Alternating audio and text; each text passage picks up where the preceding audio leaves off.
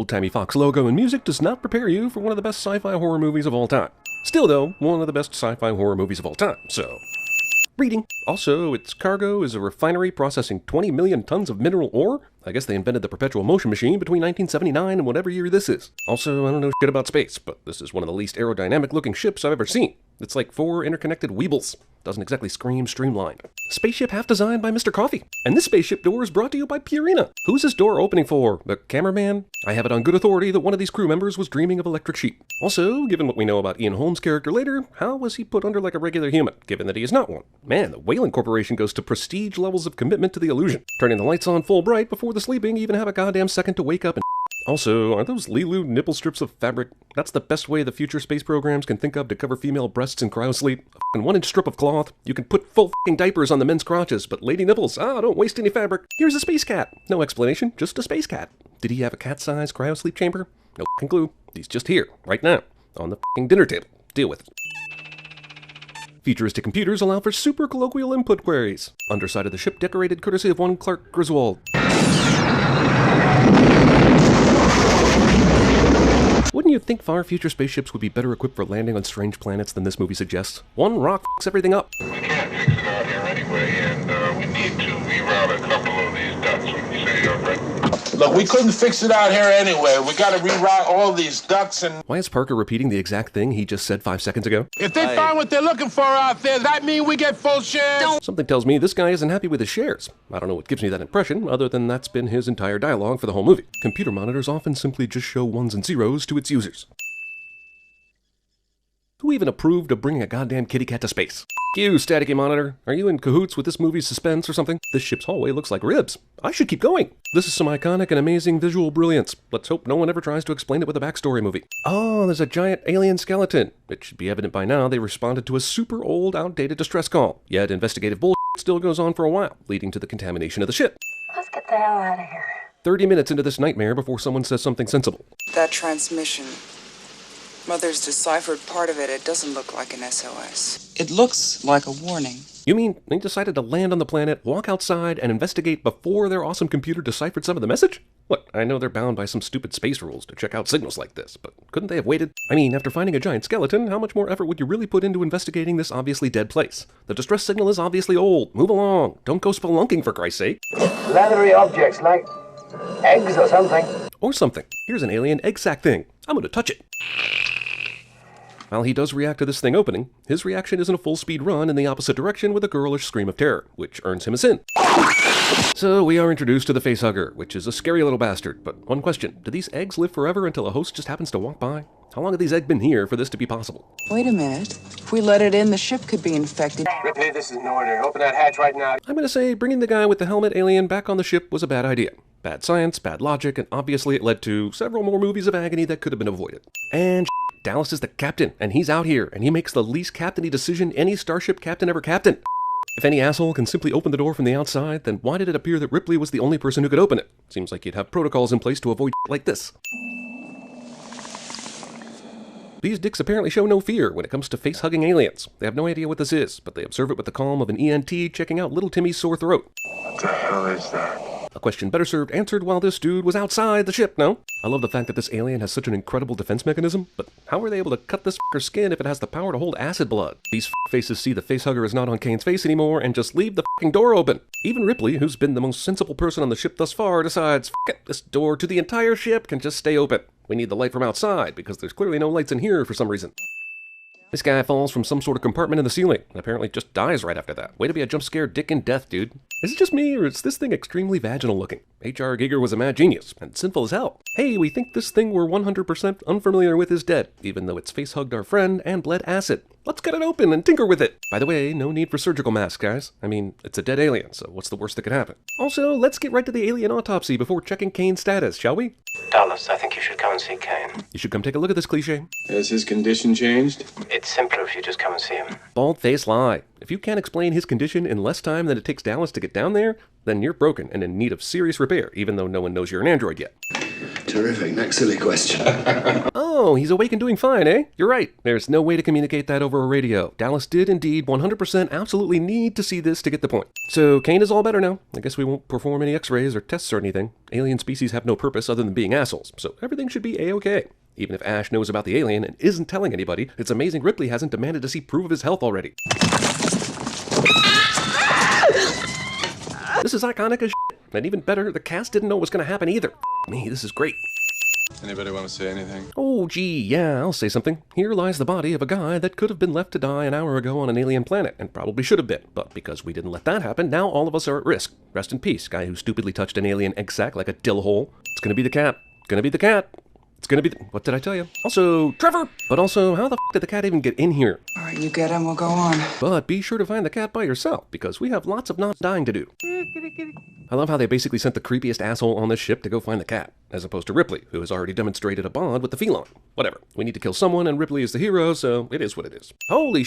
Honestly, the most sinful thing in this whole movie is how fast this thing goes from chestburster tiny dude to this mega alien in size in like a few hours. That's some of the most rapid growth in the history of possibilities.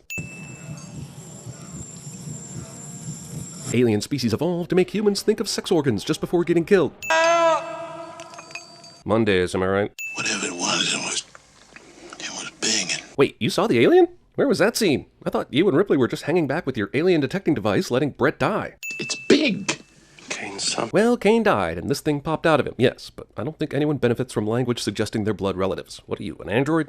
And now the Nostromo, its balls heavy with the potential ejaculate of victory over an alien species, flies its forward silhouette towards Earth, desperately hoping... I can't keep this up, I'm sorry. I don't even like this accent I'm doing. Can we just cut? Dallas asks Mother a lot of vague questions, expecting answers. You might as well just type the question why into the computer. Thankfully for us, the viewer, Dallas keeps his lantern pointed at his face instead of out in front of him, and we get some glorious facial expressions, though I have no idea how he sees where he's going, but whatever. I know this air pressure displacement detector thing dropped the alien signal a minute ago, but how does it accurately tell where Dallas is and completely inaccurately tell where the alien is? The alien is currently below Dallas, where it somehow solved how to make air displace in the floor directly above it. Okay, so the crew is expendable and the company wants the alien at all costs. So why was the information that was only for the science officer made available, even if Ripley performed an emergency override? Even in a situation like this, the science officer is the only person who needs to know this bit of information ever.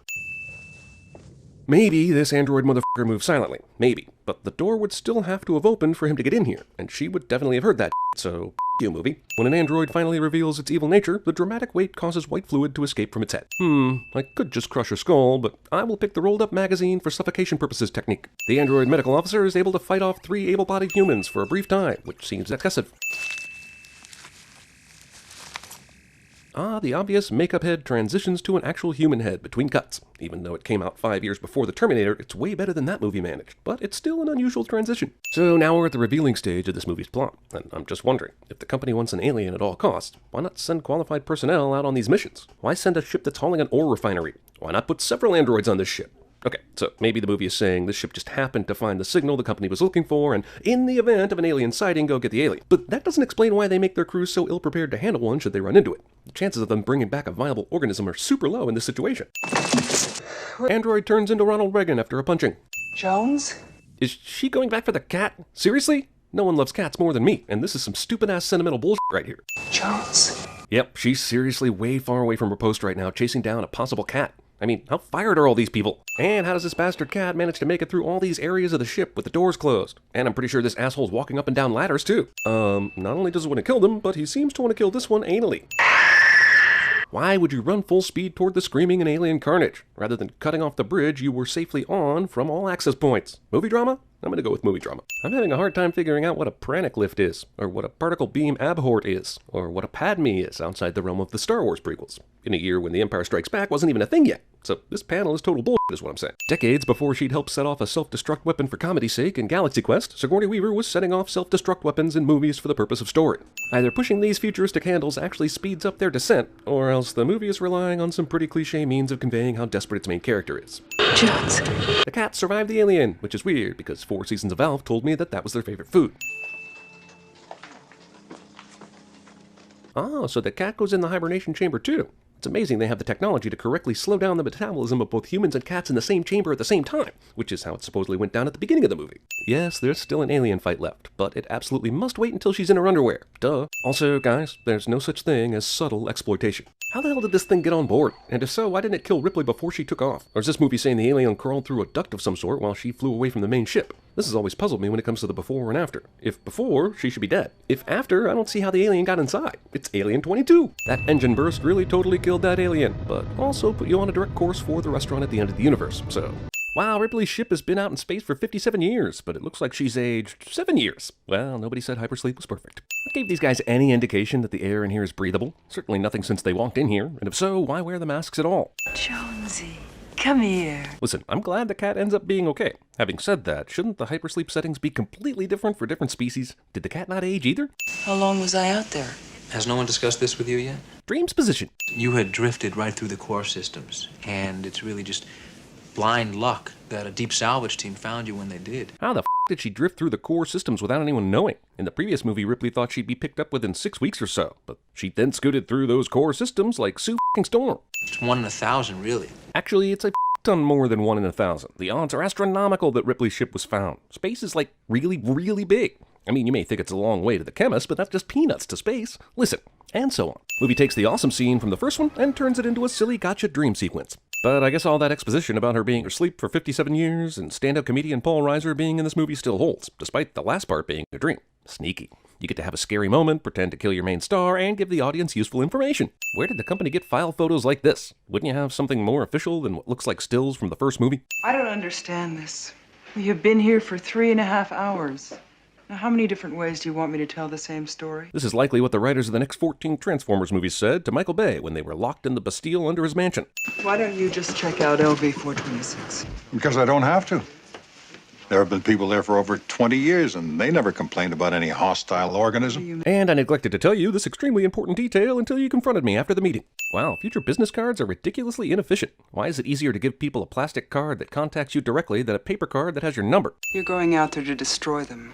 Right. Ripley, who has first-hand knowledge of the ways of the Weyland Corporation, trusts someone from the Weyland Corporation when he says they're not going out there to bring the alien back. Also, I don't quite understand the motivations of the company here. Sure, we need a reason for Ripley to be in this movie, but if they're taking her along, then it means they now believe her story about the alien, of which she already gave them all the information they need, so why bring her along?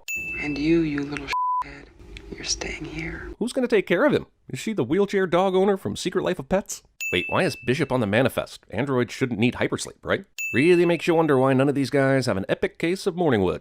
What do you want me to do, fetch his slippers for you? Gee, would you, sir? I'd like that. Look into my eye. The f*** is that supposed to mean? Hey, mira, who's Snow White? She's supposed to be some kind of consultant. I guess when you're all in your undies waiting to go to hypersleep, nobody asks questions about the new crew member. It's the first rule of orgies and space missions to kill aliens. Hey, Vasquez. Have you ever been mistaken for a man? Or how about mistaken for being white? That's Jeanette Goldstein, right? Well, I guess we can forgive aliens for not putting an actual Hispanic actor in this role, since there were none available in 1986. Right, Maria Conchita Alonso? Yeah, but Bishop missed. He f***ing missed. Sure, he may not have expected Hudson's hand to be under his, but the whole point of this knife razzmatazz is that he can go super fast and not miss. Bishop may be a great upgrade in android technology, but he sucks at parlor tricks. We always have a synthetic on board. I prefer the term artificial person myself. Androidical correctness. Also, does it matter what Bishop prefers? How far has AI progressed into sentiency? And if it's at the point where androids have preferences, would they still be taking orders from humans? I think not. I'm shocked. Was it an older model? Yeah, the Hyperdyne system's 128.2. Well, Hyperdyne? Is that the offshoot of Cyberdyne? Are we mixing our Terminator Alien franchises? Is this after Skynet was officially defeated, or is this a parallel universe? Goddamn Terminator's always covering up their goddamn tracks.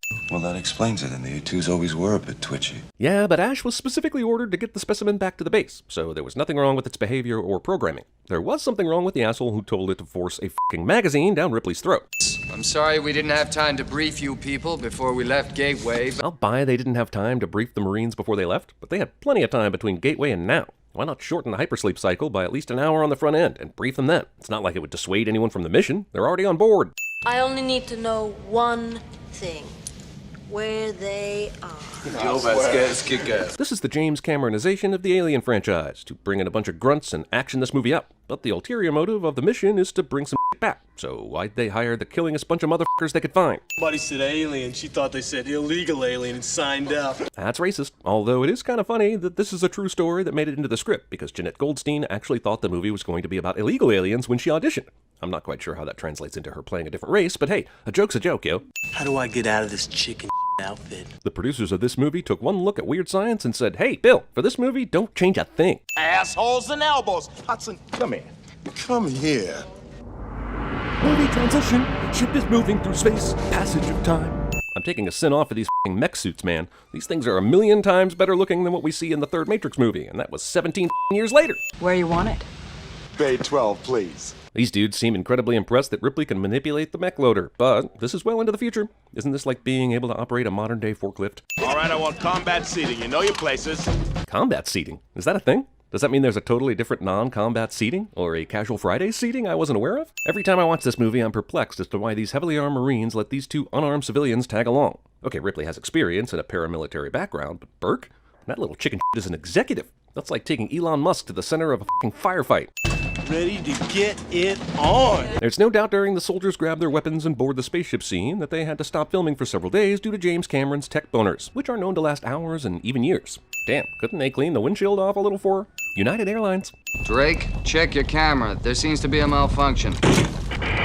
Hitting or punching the thing makes the thing work cliche. I'm sure the colonists built a bar out of necessity here, but where the f*** did they get the neon?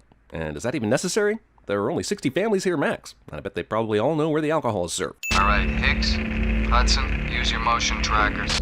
There was no need for you to do that before now, because as we all know, aliens don't attack when you first walk into a building. Alien that looks like a vagina is automatically more sex education than any Tennessee high school is willing to teach. Everyone else's armor-mounted light is pointing forward, but Drake's is pointing right at his chin, so that any enemy will have a great view of its target. It's coming straight for us. Then why is everyone advancing toward it? Newt, a smart little girl who survived the alien attack, decides to be a jump-scare dick in front of these trigger-happy faces. Wait, Rebecca Newt was born in Hadley's Hope and grew up here. This is a terraforming and mining base with very few children, but they not only had a functional elementary school, they had time to give out awards for citizenship. Also, if the crew was put into hypersleep to fly out to this colony planet, how much time has actually passed? If second grade represents the good old days for Newt, then this must be a period of like months, tops. So shouldn't she be way older if the trip was so long as to require hypersleep? Come on, we're wasting our time.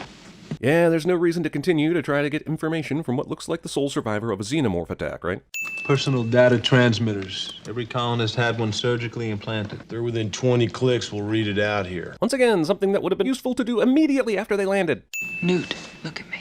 Where are they? There's no doubt that Newt knows of the fantastic beasts and where to find them. They're dead. All right, can I go now? You know, for someone who's lost their entire friends and family and has eaten nothing but beets for months, Newt's a real So, you're talking about a thermonuclear explosion and adios muchachos. Jeez, is Paul Reiser stealing Hispanic acting jobs too? Sir, Just do it, Sergeant. And no grenades. It would literally take less than 30 seconds for Gorman to tell them why they couldn't shoot the creatures. But hey, who needs open communication when you can use flamethrowers? This is exactly why you tell your soldiers why they can't fire down here. This one asshole they decided to check just happened to have an alien ready to burst out of her chest. They passed like 20 other people on the way here, right? Also, how long have these assholes been down here? Everything else is long gone, but this one colonist was alive until exactly this point. Maybe she's a late bloomer. Pull your team out, Gorman. Seriously, if no one was going to listen to Ripley, then what was the point of her being here? I guess all that stuff about the thermonuclear reactor blowing up and everything was just a bunch of bullshit, because there's no way they didn't hit something vital during this scene. Apparently metal tires make the same sound on an alien planet as rubber tires on Earth. Bastard aliens somehow slipped by everyone and stowed away on the mostly abandoned ship, and motion sensors didn't detect it for some reason. I thought all the aliens were down in the hive, but even if there was another one lurking around, the motion sensors didn't detect it. And the pilot didn't either. Spunkmeyer. Well, where the The most significant moment in xenomorph evolution was when they learned to quietly open cockpit doors. You see, even the grunts and f***ing aliens didn't attend the Prometheus school of running away from things. Be dark soon, and they mostly come at night. Mostly. But it's pitch black right now, so they're pretty much screwed either way. How long after we're declared overdue can we expect a rescue? 17 days. From where? The same base Ripley and the crew left? If so, why the hell did they go into hypersleep for 17 days? That's just a little longer than a regular moon mission from the 20th century. Also, if the crew had left at least one person up in the orbiter, as common sense suggests, they'd be rescued in 5 minutes or less, and we'd have 70% less danger in this movie. Then I can find you anywhere in the complex. First off, they just sealed off the f***ing doors to be barricaded in a small place, so why wait until now to give this to Ripley? Second off, everyone should be wearing these locators at all times, right? Especially the non-military Ripley and Burt, who would be more apt to get lost. Geez, for a compound that was recently overtaken by an alien race, this base has some clean-ass linen. Nope, nothing bad in there. Ripley, she doesn't have bad dreams because she's just a piece of plastic. Newt would be amazing at CinemaSins. And you see that camera right up there? I can see you right through that camera all the time to see if you're safe. I'll be looking at it at all times, and if I see one hint of an alien, I'm fast enough to run in here and kill it before it gets to you. I want these specimens destroyed. Mr. Burke gave instructions that they were to be kept alive in stasis for return to the company labs. Burt gave Bishop the keep the specimens alive order, but he neglected to also give him the don't tell everyone what I'm doing because that'll freak everyone out and they may want to kill me order. Hour 1 of Newt Watch went by without Ripley looking at a security screen once. You'll take care of it, won't you? If it comes to that, I'll do us both. Hicks finds an extremely inopportune time to propose a weird sex act to Ripley. Or is it? Pull it in tight here. Whoa, maybe this weapons training scene is a sex scene. Movie will try to make us believe that Burke somehow tossed a couple of facehuggers into this room in order to impregnate Ripley and Newt. But how the f*** did he do that? Did he find some unconscious facehuggers that he knew would wake up eventually and slip them in there when no one was looking? This room is soundproof for some reason. You know, Burke, I don't know which species is worse. You don't see them f***ing each other over for a goddamn percentage. Yeah, but how do you know that? Have you Diane Fossey'd these aliens before? I'd love to see the movie Aliens in the Mist. It's inside the complex. You're just reading me. Since when did these trackers actually read the soldiers? In the last scene these were used, we saw only the aliens, causing these sensors to beep. Very conveniently, I might add, even though that's twice the movie has suggested the sensors can pick up the humans. 7, 6. Can't be, that's inside the room. Ripley, did you not see the last movie? There's so much nope here, I'm shocked Hicks didn't die of stupidity. Also, I'm kind of amazed that Ripley and the others didn't notice this when they checked the schematics earlier. This is a pretty big basic area of the ship that would show up on blueprints, right? Bastard! Come on, you too! Oh, you want some of this? You know, as annoying as Hudson is in this movie, I'm gonna knock off a sin for how Bill Paxton plays him. Maybe I'm being sentimental, but damn, he went full on into this role. But I'm also going to add a sin back for this sudden alien in the door that comes out of nowhere. You mean the aliens sent a whole group through the ceiling and then this one asshole through the floor? Yep, Burke is dead. My question is, though, how did he expect to survive any of this when all the exits were sealed? They were waiting for Bishop to do his shit while they stayed safely behind the walls, so I don't know what he was really expecting here.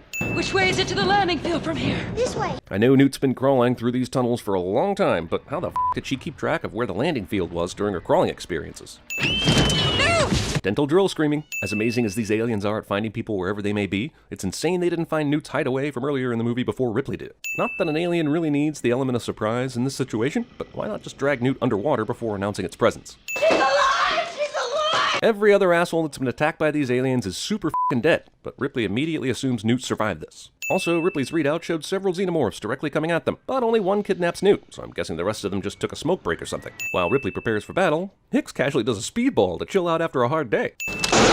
Don't get me wrong, this gearing up sequence is badass, especially featuring a female character for a change. But Ripley had like a minute-long gun lesson with Hicks earlier, and now she's a weapons expert? Damn, these cocoons are easy to tear apart. Oh my god, Ripley has a facehugger on her! Oh, that's just Newt. Ripley goes on a rampage against the alien eggs. Who could blame her? These aliens are super evil, and everyone is better off with them dead. But isn't this facility set to explode in about 5 minutes? Why is she wasting time with this when A, she needs to get back on the ship now, and B, the reactor's explosion will do this job for her? Can we have established rules for when someone gets acid on them after shooting an alien? Because it only happens when the plot really needs it to. Seriously, even the regular aliens can climb walls and ceilings with no problem, but the Queen has to take a f***ing elevator? What a diva. Close your eyes, baby! Machina Ex Machina comes in the form of Bishop and the ship he's piloting. Unless Newt had time to get to a bath at some point during the escape, she's suspiciously free of the alien goo that was all over her 10 minutes ago. The alien queen stowed away on the ship somewhere, patiently waited through the entire trip before attempting an attack on Ripley and Newt.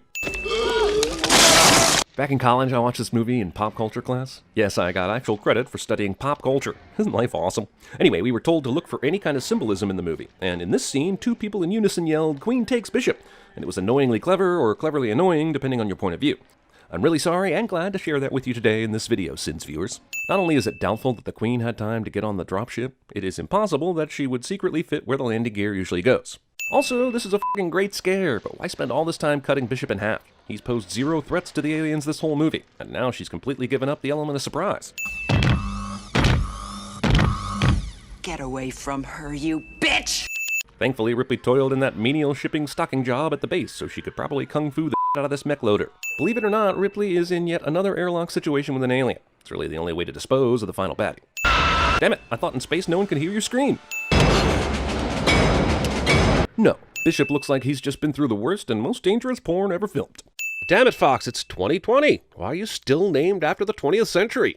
Wait. Exciting, right? Alien and Aliens were awesome. We're seeing dark, scary space, and the title is a thing of beauty. Pop the up! I'm sure it only gets better from here. Emergency escape. Why so calm about this, announcer lady? Isn't this the time to get a little animated and let Ripley know some shit's going down? Huh, I guess it really is the quicker picker-upper. This opening credit sequence is bullshit. We cut back and forth between the action and text so much that I might as well be watching a porn film in the silent movie era. We have talkies now, damn it. Yeah, but it's not that David Fincher. Obviously, the guy who directed Fight Club, The Social Network, Zodiac, and Seven wouldn't be responsible for this heap of trash. Probably like a Paul Thomas Anderson versus a Paul W.S. Anderson situation. Reading. Also, why does it have to be called Fiorina? Why not Ted's Space Prison? I could remember Ted's Space Prison. Rolls right off the tongue. Fiorina sounds like a new gastrointestinal supplement that might have side effects, including dry mouth and kidney failure. Holy that looks like Sigourney Weaver is stripped down to her bare necessities in an Alien movie cliche. Hey, remember those characters you fell in love with in the last Alien movie and we're so glad they survived? Well, we've killed all of them right off the bat except for Ripley. Hope that's cool. This movie dedicates more runtime than I remember to cleaning Ripley. I believe the sponge bath is in the director's cut. Why hasn't the facehugger moved at all? If the dog didn't show up, would it have just hung out on the escape pod the whole time? A 337 model EEV crash landed here at 0600. How is this dude taken seriously as a leader with that voice? He sounds like a combination of Brother Maynard's assistant from Holy Grail and the marriage priest from The Princess Bride. It's in everybody's interest the woman doesn't come out of the infirmary until the rescue team arrives, and certainly not without an escort, right? You know, the prisoners are right there, right? Andrews isn't even trying to lower his voice. Using this much alcohol before administering a simple injection. I'm the chief medical officer here. Here. Fury 161. It's one of Weyland-Yutani's backwater work prisons. Does Weyland-Yutani own every f***ing piece of space? I guess monopoly laws are a lot lighter in 2179. This used to be a 5,000 convict facility. Long before he worked with Aaron Sorkin, David Fincher was already working on his walk and exposit game. How do you know my name? It's stenciled on the back of your shorts. He may be joking here, but if he's not, I'll note that if Back to the Future taught me anything, it's that identifying a person by the writing on their underwear is not the best way to discover their actual name. And the girl. She drowned in her cryotube. I still can't believe Drown in Her Cryotube was what won the How Should Newt Die poll. I voted for Eaten by Jonesy. F***ing Newt. Possible contagion. What kind, exactly? Cholera. Cholera? Ripley now suspects this might be the result of an alien on board after seeing the goo on Newt's cryotube. So why wouldn't she go ahead and make Clemens aware of this possibility? Even if she doesn't think he'll believe in the alien theory, she could say it's a parasite or something along those lines. Hiding info at this point makes zero sense. You're disorientated. Disorientated. Yes, I know it's technically a grammatically correct alternative way to say disoriented, but why add another f***ing syllable to that word and waste everyone's time? F***ing Brits. They do the same thing with aluminum, and I will never forgive them. Open the chest. Careful. Why the f*** aren't you telling them there could be a creature in there that could jump out and kill him? We have to cremate the bodies. Nonsense, we'll keep the bodies on ice. There is the public health issue. Good to know there will still be people pointlessly screaming about sensible public health in the late 22nd century. They're gonna f*** with the dog, aren't they? F*** you, movie. You never f*** with the dog. Has Old Yeller taught you nothing? And I blame you for I Am Legend. Andrews clearly didn't want Ripley walking around the facility any longer because the inmates might get terrible ideas. But it's perfectly fine for her to stand next to all of them at a funeral for people that none of them except Ripley even knew.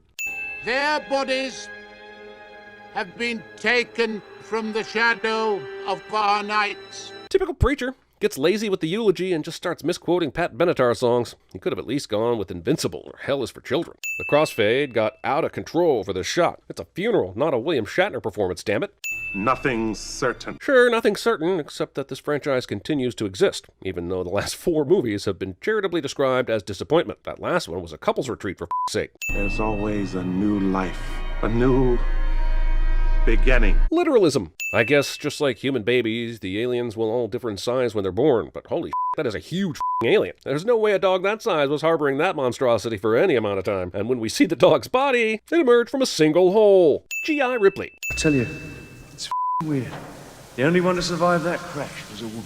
Why is that weird? It's a crash. Surviving depends on position in the craft and other things that have zero to do with gender. Andrews is a dick and all, but the only thing he asked for was Ripley to not walk around the prisoners when she didn't have to. Clemens couldn't bring food to the infirmary. I guess a movie has to have some human conflict, but there are less contrived ways to go about it. Also, Ripley herself said she was going to be sick for a few weeks after waking up from cryosleep, but she's right as rain after a shave and a haircut, ready to yuck it up with Rock and the boys.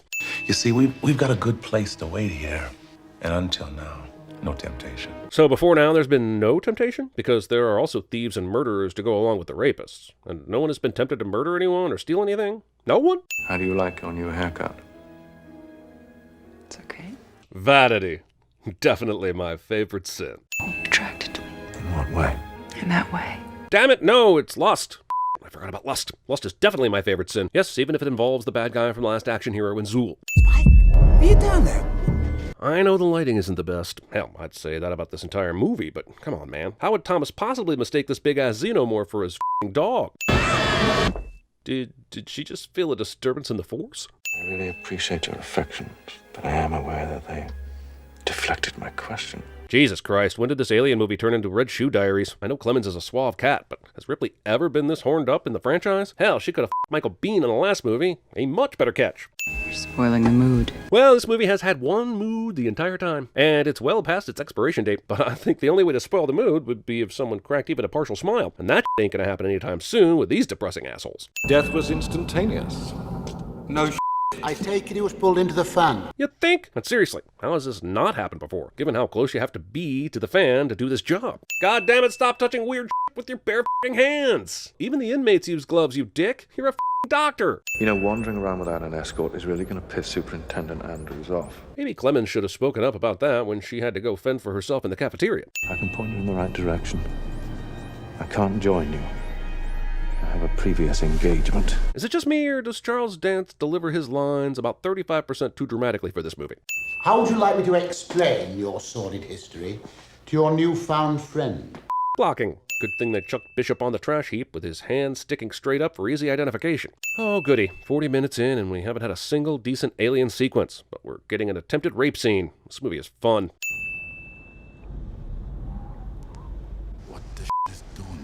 Have you seen how many candles there are in this compartment? 2 of them go out, and it gets your spidey sense all aroused? What the is doing that? I don't know, the air in the compartment?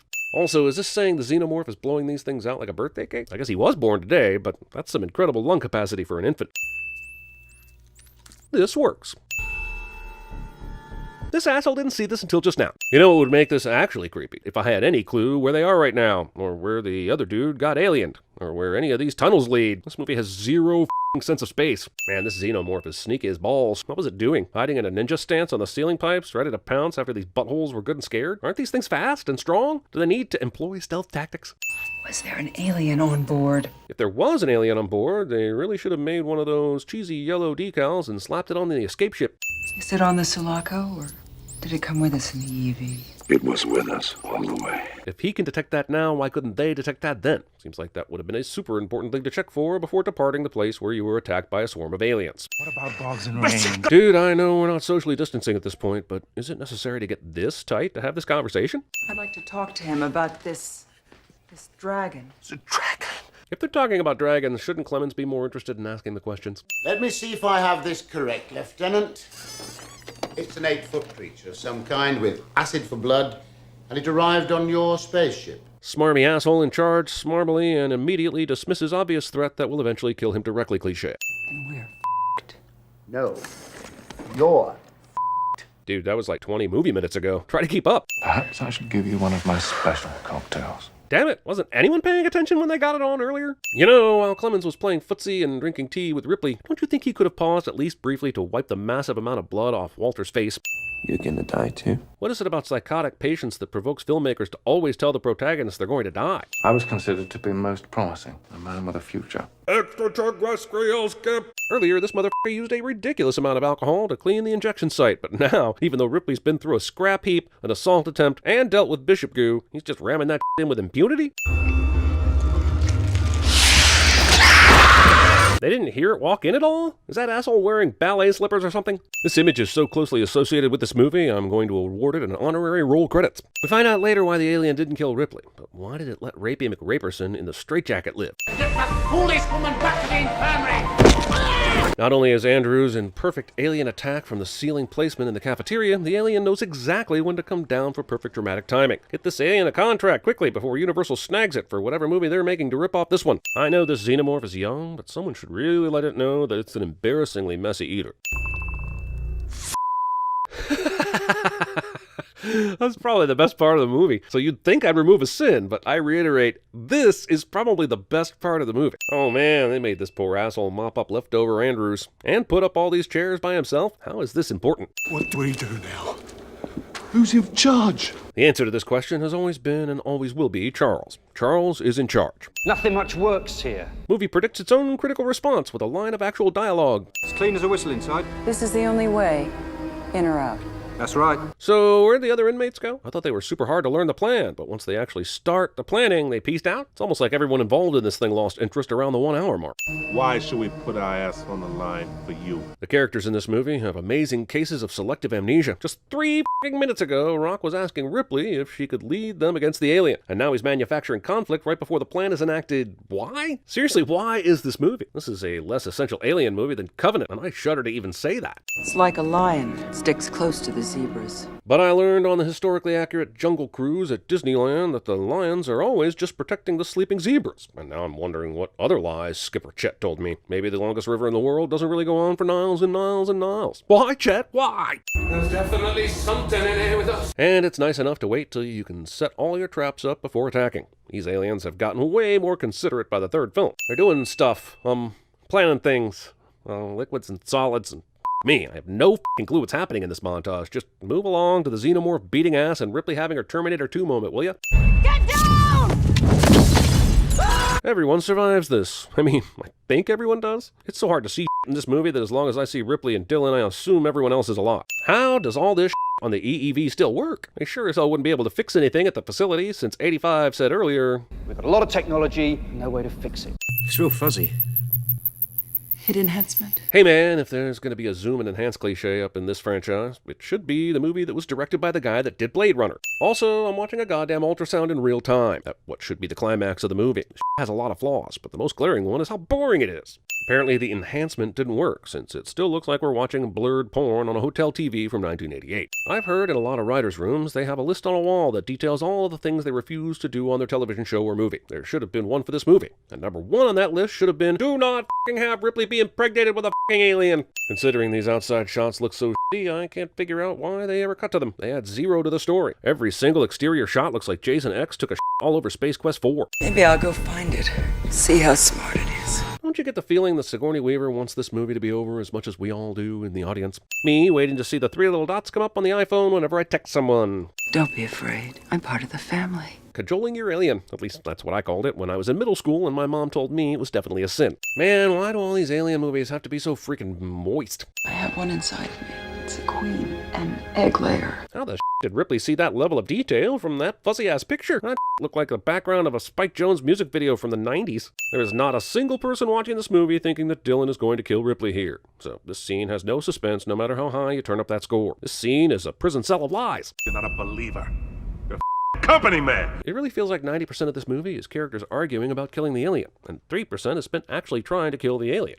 Oh, the other 7% is Gosford Park and Gorillas in the Mist boning. They killed my mates too! This goes on for every last bit of some time. When they first heard about this thing, it was crew expendable. The next time they sent in Marines. Previously on Alien. Where are you gonna be? I'll be around. What about the others? Where are they? Praying. Well, sounds like an excellent plan then. Should we go ahead and order the celebratory pizza now? I guess it may be part of the point of this place to be spatially confusing, but everything looks the same. It's like the set designer got a really good deal on burnt sienna colored paint at Home Depot and decided to buy all of it. Just want to point out that this movie had a budget of $50 million in 1992. Xenovision! Cat calling. All they have to do is run down a damn corridor. Stay here. Why do they even have to run down those damn corridors? Dylan pointed out correctly that they could use Ripley to their advantage because the alien won't kill her. So f***ing use her already and stop playing this weird version of tag. Are you sure? Because this alien sure seems to be taking its sweet-ass time dramatically killing fools instead of trying to find its way out of the tunnel system. Why'd they park so far away? The facility has to have a docking station, right? And someone said earlier that it's like negative 40 degrees out. Kevin! Don't struggle! Is Dylan really asking Kevin not to struggle while he is trying not to be eaten by a f***ing alien? Okay, swear to God, this is a new character we've never seen before. They all look pretty much the same because of the shaved heads, but I thought I knew who most of them were. There's Rock, the florist, the tiny angry dude with the bad accent, the kid with the prison tattoo, the guy that looks like Varys, the tall ugly guy, massive head wound Harry, and the company man. That should be it, man. This is a new character created just so the alien can eat one more motherfucker before it got iced. The f*** is this thing doing right now? A complicated lasso routine? If the alien's stuck, scared of Ripley, recording a TikTok? So Dylan stays behind to hold the alien in the lead bay, but he knows Ripley's got a much more dangerous situation inside of her. What's the deal with the sacrifice if the alternative is even worse? So I guess the idea here is that water is mixing with the hot lead and making the exoskeleton brittle. Eventually, the increased internal pressure would cause the alien to explode. However, for this to work, the alien would have to be literally burning alive inside the outer shell. So the fact that it's still jumping around like a f***ing spider monkey is bonkers as hell and pretty much bull. The company sent me here to show your friendly face, to demonstrate how important you are to us, to me. Wayland Yutani knows how the gestation works, right? I mean, it's been almost a century since the first chestburster. Why wouldn't they just wait around for Ripley to give birth, which should happen any minute, and just capture the little gal as soon as she comes out? What are you doing? Trust falls? Mazel tov, it's a girl! Morse got to be the last one standing? Morse? If only it were true. 2 full minutes of opening credits that are somehow even more gooey than 1990s Nickelodeon slime that do nothing for no one. These guys came here either to kick ass or chew bubblegum, and I guess we know which choice they made. My mommy always said there were no monsters. There's narration, and then there's this kind of narration, which never shows up again for the remainder of the picture. Excuse me, but it looks like they've somehow cloned Ripley along with her alien baby after she threw herself into the molten steel that the Terminator threw himself in at the end of T2. If you've got the technology to do that, why not just clone the alien itself and take Ripley out of it? Later we find out they did something even stupider by simply crossing the DNA between the two species. Jesus Christ! Also, sure, this scalpel is a laser, so it's probably way better than the stupid shit the past uses. But in this scenario, don't you still need to draw a line or something to know where you need to cut? This still requires a steady hand. Also, they're cutting an alien fetus out of Ripley, and they have no idea how such a thing survives. Other than the fact that Ripley is awesome, and it wouldn't be a true alien movie without Sigourney Weaver, why the hell wouldn't they just wait until the alien bursts out of her chest? There are more than enough supposedly unbreakable cells in this facility for that to happen. How's the host? Doing well. Okay, Ripley will live. Just be sure to put her in a literal cocoon so we can fully express what I envision as a butterfly metaphor. I know we doctor types get caught up in the science, but can't we get caught up in the beauty for once? Sew her back up. Hold up. You're futuristic enough to have a laser replace a scalpel, but you still have to use stitches to sew someone back up after surgery? Why isn't there another laser for that shit? You're gonna make us all very proud. As if we needed proof that these alien-saving assholes were assholes, and as if we needed proof that Ripley is a badass, this doctor gets all Miguel Ferrer and RoboCop up in Ripley's business so this unnecessary shit can go down. Also, did they accidentally get a drop of Xenia Onatop into the Ripley alien cloning process? Because that's the kind of xenophobia I can get on board with. Granted, this weapon puts out a proton-pack-sized electricity bolt, but this is a clear case of a taser cosplaying as a gun. Oh, did you hear? They make these pocket-sized now. Hand. Close. Glove. To be fair, it looks like the artist had a conflict on whether they were drawing a hand or a glove as well. An unexpected benefit of the genetic process. You can say it as many times as you like in the script, but it still explains nothing and sounds dumb. Identification, please. Introducing futuristic technology into your movie that is so stupid I now have to possibly watch this as a satire, even though it might just be bad. Bottom line is, she looks at me funny one time, I'm putting her down. The guy who was more than happy to kill Ripley a minute ago was somehow persuaded not to by the doctors, who provided absolutely no good reason to keep her alive. How did we get you? Well, you see, Alien 3 made $160 million at the box office, which was great for 1992 money. And even though it was intended to be the end of the franchise, Fox's executives saw a big old bag of money where Ripley's ashes were, and here we are. Is this like a Shawshank Redemption maggot that this guy is pulling off Ripley's tray, or is this something that was actually served as dinner? Just to be sure, I'm going to add a sin for the gross worm food and another sin for stealing someone else's gross worm food off their plate. You can't teach it tricks. Why not? We're teaching you. Hey, son, I'll give you my authorization code. It's EATME. After this, they totally failed to provide a true access code and yet are still allowed to enter the ship anyway. Hey, don't cut thrust till about 600 meters and we'll give him a little scare. But this doesn't happen, and I'm wondering why this line is even in the movie if that's the case. The ship very calmly enters the bigger ship and no one gets a scare. Docking, clamping, locking, excitement? There are no weapons allowed on board, sir. My own recipe. This works. When I see something like a rehydratable whiskey, I think, that must be pretty useful in reducing the weight of the cargo when stuff like this is delivered. But mostly I think this movie just wants to have something futuristic in it to establish a synthetic futuristicity. Whatever you got going on here, it ain't exactly approved by Congress. Congress still exists in 2381? If we haven't found a more efficient way to govern ourselves 3 centuries from now, maybe we deserve to be eaten by xenomorphs. Stasis uninterrupted. Girl interrupted. MedLab Center is off limits to civilians. But our gum-chewing guards could have easily told you that. Don't know why I'm doing their jobs. Oh well. Hollywood really missed the boat in the late 90s in getting us an Ellen Ripley versus Snake Plissken one-on-one basketball contest. Think of it. The alien resurrections escape from L.A. Hoop it up, cherry ball hog. I don't know why this place needs a whole basketball rack complete with roughly 10 basketballs when all they have is this one hoop in the middle of this very small so-called gym.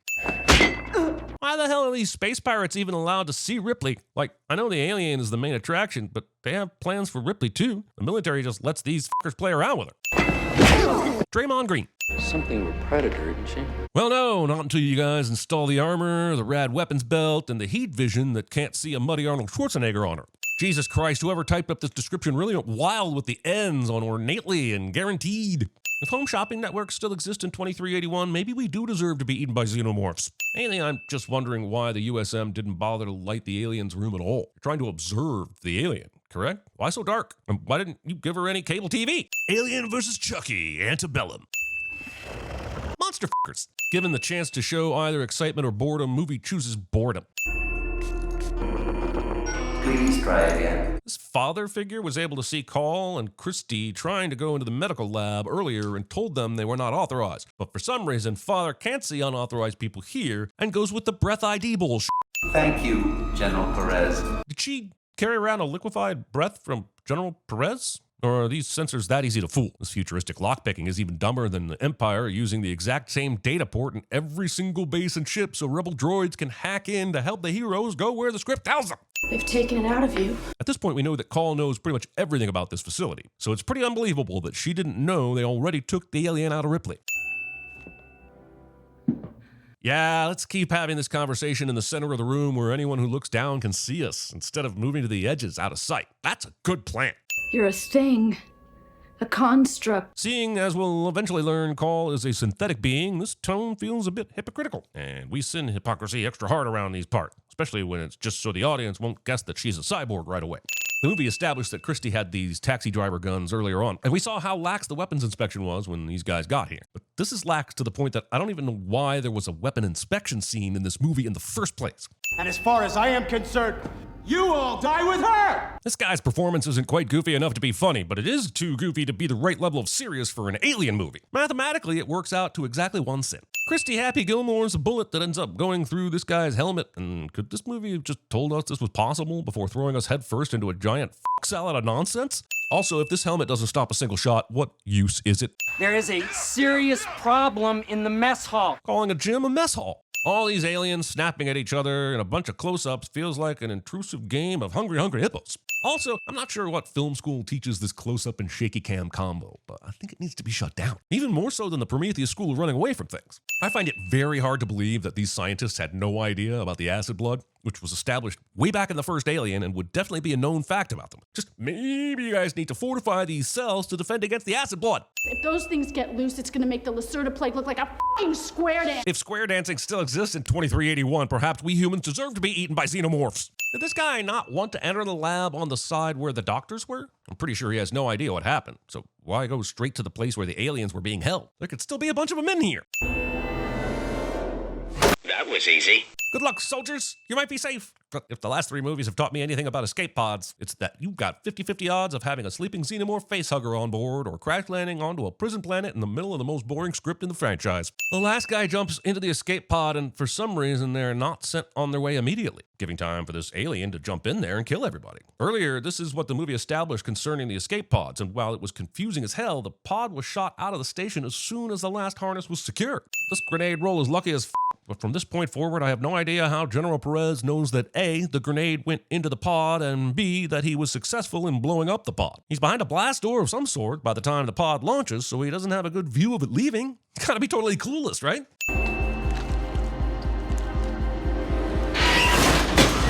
See, that's why I don't waste time collecting every bit of spare ammo and guns in video games. Sometimes it's best just to make do with what you have. Movie just ends Michael Wincott before the 1 hour mark. That's classified as a type A waste of Michael Wincott, you f***s. And there's no excuse for it. We find out in a second that this is Ripley sticking a gun through Elgin's open wound, and that's a great surprise and all, but just how f***ing tall is Ripley to be standing on the lower level and pointing this gun through the floor of the upper level? Maybe I have no idea of the geography here, but that's surely the movie's fault, right? How many more are there? 12. 12. 12. 12.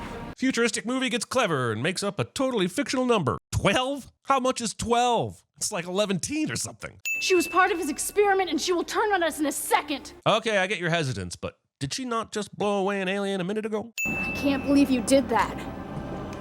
Did what? Call plays the pronoun game so that Ripley has to ask what the hell that is. The movie wants me to be on edge, as if I'd think an alien would take the elevator. If they send anyone out, it'll be, here.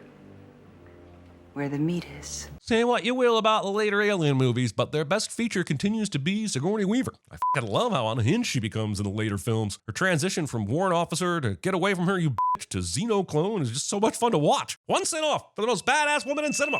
Earthman. What a shithole. Sci-fi characters think Earth is a piece of shit cliche. It's a good thing he got that slow rise close-up of Ripley's ass. Super important shot. If Ron Perlman doesn't accidentally fall on her boobs later, I'll have questions about whether Joss Whedon really wrote this. Movie accidentally inspires a lackluster origin story for Supreme Leader Snoke.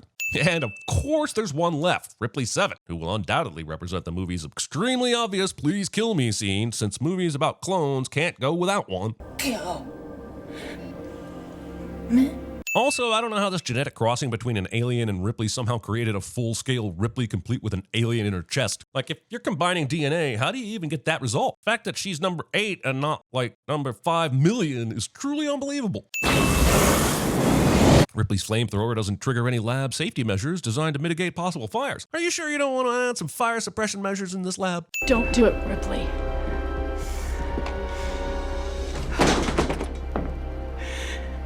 Don't do what? Having watched this scene carefully about 12 times, there was also the option to say nothing. Look, we can't just leave him here. I thought you came here to stop him from spreading. Christy would be f***ing amazing at CinemaSins. And in a few hours, it's gonna burst its way through your rib cage. And you're gonna die. Any questions? Yeah, I have one. Why did all the other chest bursters hatch before now? And why is this one going to delay for a few more hours? What's it waiting for? Dramatic effect? Who are you? I'm the monster's mother. So wait, she still gets to be coy with her answers after burning down that clone lab a minute ago? Which was supposed to be a symbol of her burgeoning humanity and her battle with alien and human DNA? Look, he comes with us. We freeze him on the Betty, then the doctor can remove it later. And then they just agree with that even though Call has the least power of anyone in this group. Freeze! We gotta lose the chair. I know. Earlier, Tuco Salamanca said, After the cooling tower, there's a freight elevator. Did the climbing down the ladder part escape his mind? I realize he may not be thinking of a man in a wheelchair when he brings up these very simple directions, but you'd think he'd at least mention that there's a tedious part, considering they were looking for the quickest way to the dock. Must be the cooling tanks! Water levels. I don't care if it's Mario or Sonic, they're the absolute worst. So here's 3 sins for all of them collectively. You ready to get wet, partner? My own personal dialogue when I'm about to have sex somehow makes it into the script. Also, considering the fact that they've been walking through a river with water pouring down all around, I'd say everybody is already wet and do not need to get ready for it. Everybody starts jumping into the water to swim across this kitchen, and I guess every single one of these people can swim, which is absolutely amazing luck. This editing can suck my ass. We see Hillard swimming away from the alien. Here she is from the back. Now we see her face return to the back, somewhat back to her face engulfed in water. And now here's a random shot of the alien's face with no context of where it actually is, followed by nonsensical footage, followed by a somewhat coherent shot of the alien grabbing her foot. Imagine telling someone the story. Yeah, this lady I knew was swimming. And I don't know, the alien was somewhere. And then I saw its face. And then something, blah, blah, blah. And that's what she got dragged down in the water. By the way, everyone's breath-holding skills are goddamn impeccable during this over 3-minute underwater swim, complete with a huge struggle getting through the alien water membrane thing at the end, which would have reduced their oxygen. Insane in the membrane! Insane in the brain! Damn, either those facehuggers can sense when potential hosts are nearby and open their eggs accordingly, or someone gave these motherfuckers the script so they'd know the best possible time to cause conflict for our protagonists. It's a goddamn trap! It's a goddamn ambush! So wait, the aliens just figured out the route everyone was taking and set up all these pods in time to ambush them? When did they learn every aspect of the ship's blueprints and this group's plan to pull this off? All things considered, could they not have renamed Christie with a more proper moniker like Ricochet? Or if you want to be super cheeky, Ricochet? Seems like a wasted opportunity. Okay, so he fired 2 grenades, but I counted at least 5 explosions. Are the eggs themselves highly flammable? Or did the xenomorphs leave more ammunition up here as part of their trap? No. Get you! Father, lock the door! Why couldn't he have gotten Father to open the door in the first place? Also, now that we see Ripley trying to open the door, why can't she just do the manual shit Dr. Glenn just did a second ago? Christie goes about shooting the alien all wrong. He needs to ricochet the bullets, man. You can't just shoot straight. That's linear talk. Also, you gotta love how the movie's explanation for him missing is that the alien dodges slightly while on a ladder. This movie and this alien just figured out they could shoot laser beam acid saliva at people they don't like. And we will never see this again. Hellboy was worried about Ripley wasting ammo a minute ago, and then he uses ammo on a harmless spider. Christie decides to make a sacrifice here, and good for him, but the issue seems to be that the dead alien is still holding onto his foot, and it's weighing down him and the disabled Vries, who is now carrying the load. Can they not just shoot the alien's arm off? Could he maybe try to remove his shoe with his other foot? Is everyone out of ammo? After falling into this pool, as long as Christie can get loose from the alien claw, he should be good, right? I don't know why everyone is acting so shocked. They've all seen Stranger Things.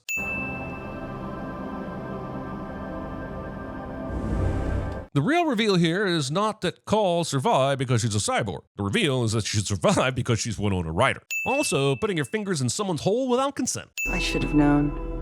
No human being is that humane. You should have known when your heightened senses didn't detect a heartbeat when she first appeared in your cell. Government ordered a recall.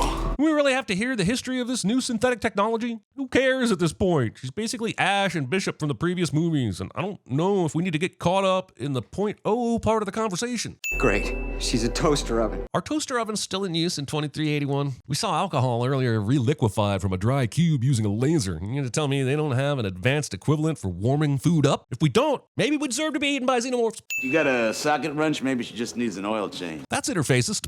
There's ports in the chapel up there. Putting a data port with mainframe access in your chapel. If you're going to download porn during your religious services, why not just scrap the chapel altogether? Eliminate the middleman or middlewoman. I'm not judging. It's not surprising that they have an Amazon Fire Holy Bible here. But what I found curious is that this version was edited in 1901? Try to clear us a path to the Betty and start her up. I'll buy her clearing you a path, but why would she be able to start the Betty from this ship's data port? Is the Betty hardwired to this ship's mainframe? I knew if they succeeded, it'd be the end of them. Why do you care what happens to them? Because I'm programmed to. So, just before the recall, how convenient, Call decided to hook up to the mainframe, how convenient, and she discovered everything the government was up to, how convenient. And because she's, quite conveniently I might add, programmed to protect government employees, that's why she's here? How convenient! But I plan to live past today. Saying the one thing that will ensure you do not live past today. What's that? He doesn't die in this movie? Huh. Well, I guess here's a sin for defying the laws of cinema. Yeah, that was her slime hand. I hear them. Funny that you couldn't hear them when they chased you through the cooling tower 20 minutes ago. With all those senses, Ripley didn't notice the alien directly underneath her. Best thing he can do is pray for a quick death. Speak for yourself, bucko. It's up to you now, Cole. I need you to patch into the ship again and open the hatch. Granted, I know nothing about this particular spaceship, but why would you need the computer to open the ship for you? Is it because Michael Wincott and his girlfriend, the pilot, got killed? Did they have the keys? Of course this guy's water broke, and he's due for his chest bursting exactly now. It's going to function as both a needless complication they could have avoided and a deus ex machina for the current situation. I told you. At first, everything was normal. Here at the Alien Queen Bar and Bistro, the locals often arrive early for happy hour. But the stories they tell are anything but. That is Ripley's gift to her. A human reproductive system. So wait, if the alien has a human reproductive system, would that not require her to be inseminated before getting pregnant with a child? And maybe she did get inseminated, but I'm still giving a sin because I didn't get to see the insemination or the XXX throwdown. You called it Ripley's gift to the Queen, but I'm not sure forcing her to go through labor pains and childbirth is exactly a gift when she previously could just lay eggs. Seems like more of a punishment to me. Look, it thinks you're its mother. Well, that's okay. Babies are stupid. I mean, this child was literally standing in the alien queen's womb a minute ago and decided to karate chop their mother's face off. And wouldn't this be Ripley's grandchild? Ripley was carrying the queen, wasn't she? Anyway, please have a My Sister, My Daughter scene. I'm begging you. Look, say what you will about this hellspawn. They hate aliens. They hate humans. Loves their mom. As Ripley runs through the ship to get to the Betty, I've got to ask, where the f*** are the other aliens that are wandering around here? They just excused themselves from the movie after the swimming scene. Ripley! Why does the Betty have access to a camera down this random hallway? Is it the Betty's camera? Or did the Betty steal visuals from the Auriga?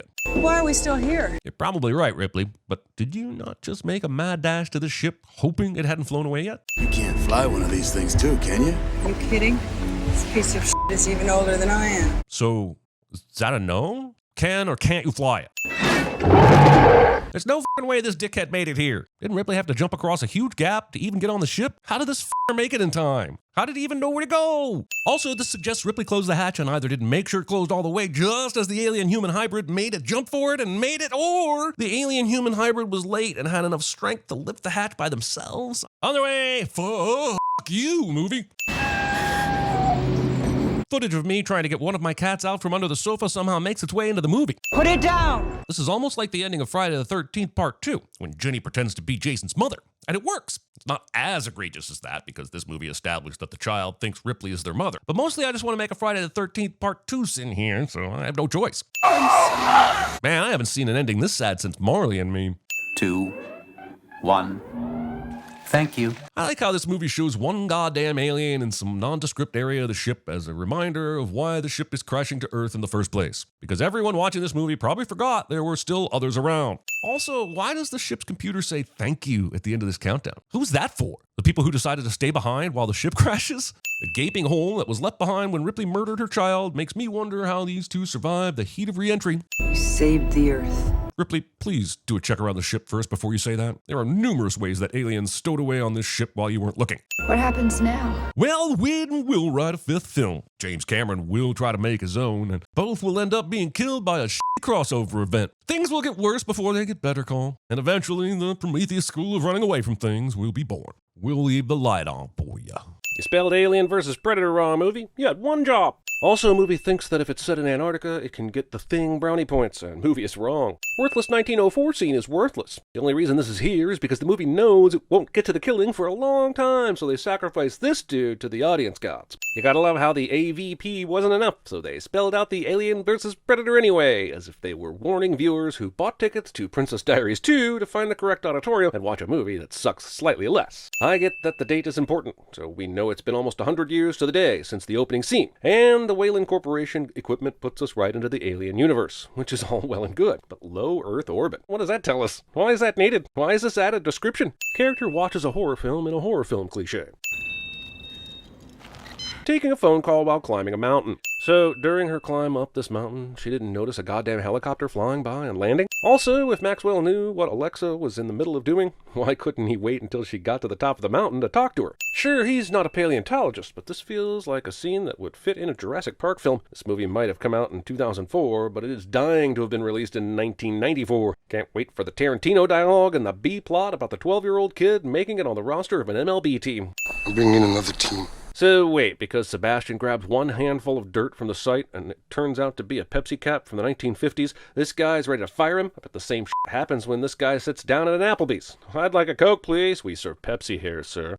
I'm bringing in another waitstaff. Hold the team together for 2 days. I'll go to Mexico City, and I'll talk to the bank. Sounds less like it's a matter of money and more like a matter of Juan just fired Sebastian's team and is bringing in a new one. What good will money do if the man in charge of the site is bringing in new employees? Taking pictures of people sleeping. I'm documenting the trip for my boys. You know, because people sleeping are always a huge hit when you gather everyone around the slide projector. Sure, it's classified to all the dumbasses that live in the movie world, but why is it classified for us? We know it's going to Antarctica. The fact that it's classified has no bearing on the movie. What's it mean, beaker? It's what they call scientists out here. You know, beaker, like in the Muppet Show. Or like beakers that scientists use. Why did this need an explanation? So Lance Henriksen is playing Charles Whalen in this movie after playing the cyborg Bishop in Aliens. Guess that means Whalen Corp created a cyborg in his own image after he died. Why did they go with the Ian Holm model before that? How could anyone possibly build a pyramid out here? Ancient maps show Antarctica free of ice. It's likely the continent was once habitable. Even if this is accurate, the ancient maps depict that ice started forming 35 million years ago, and humans didn't even show up until several million years after that.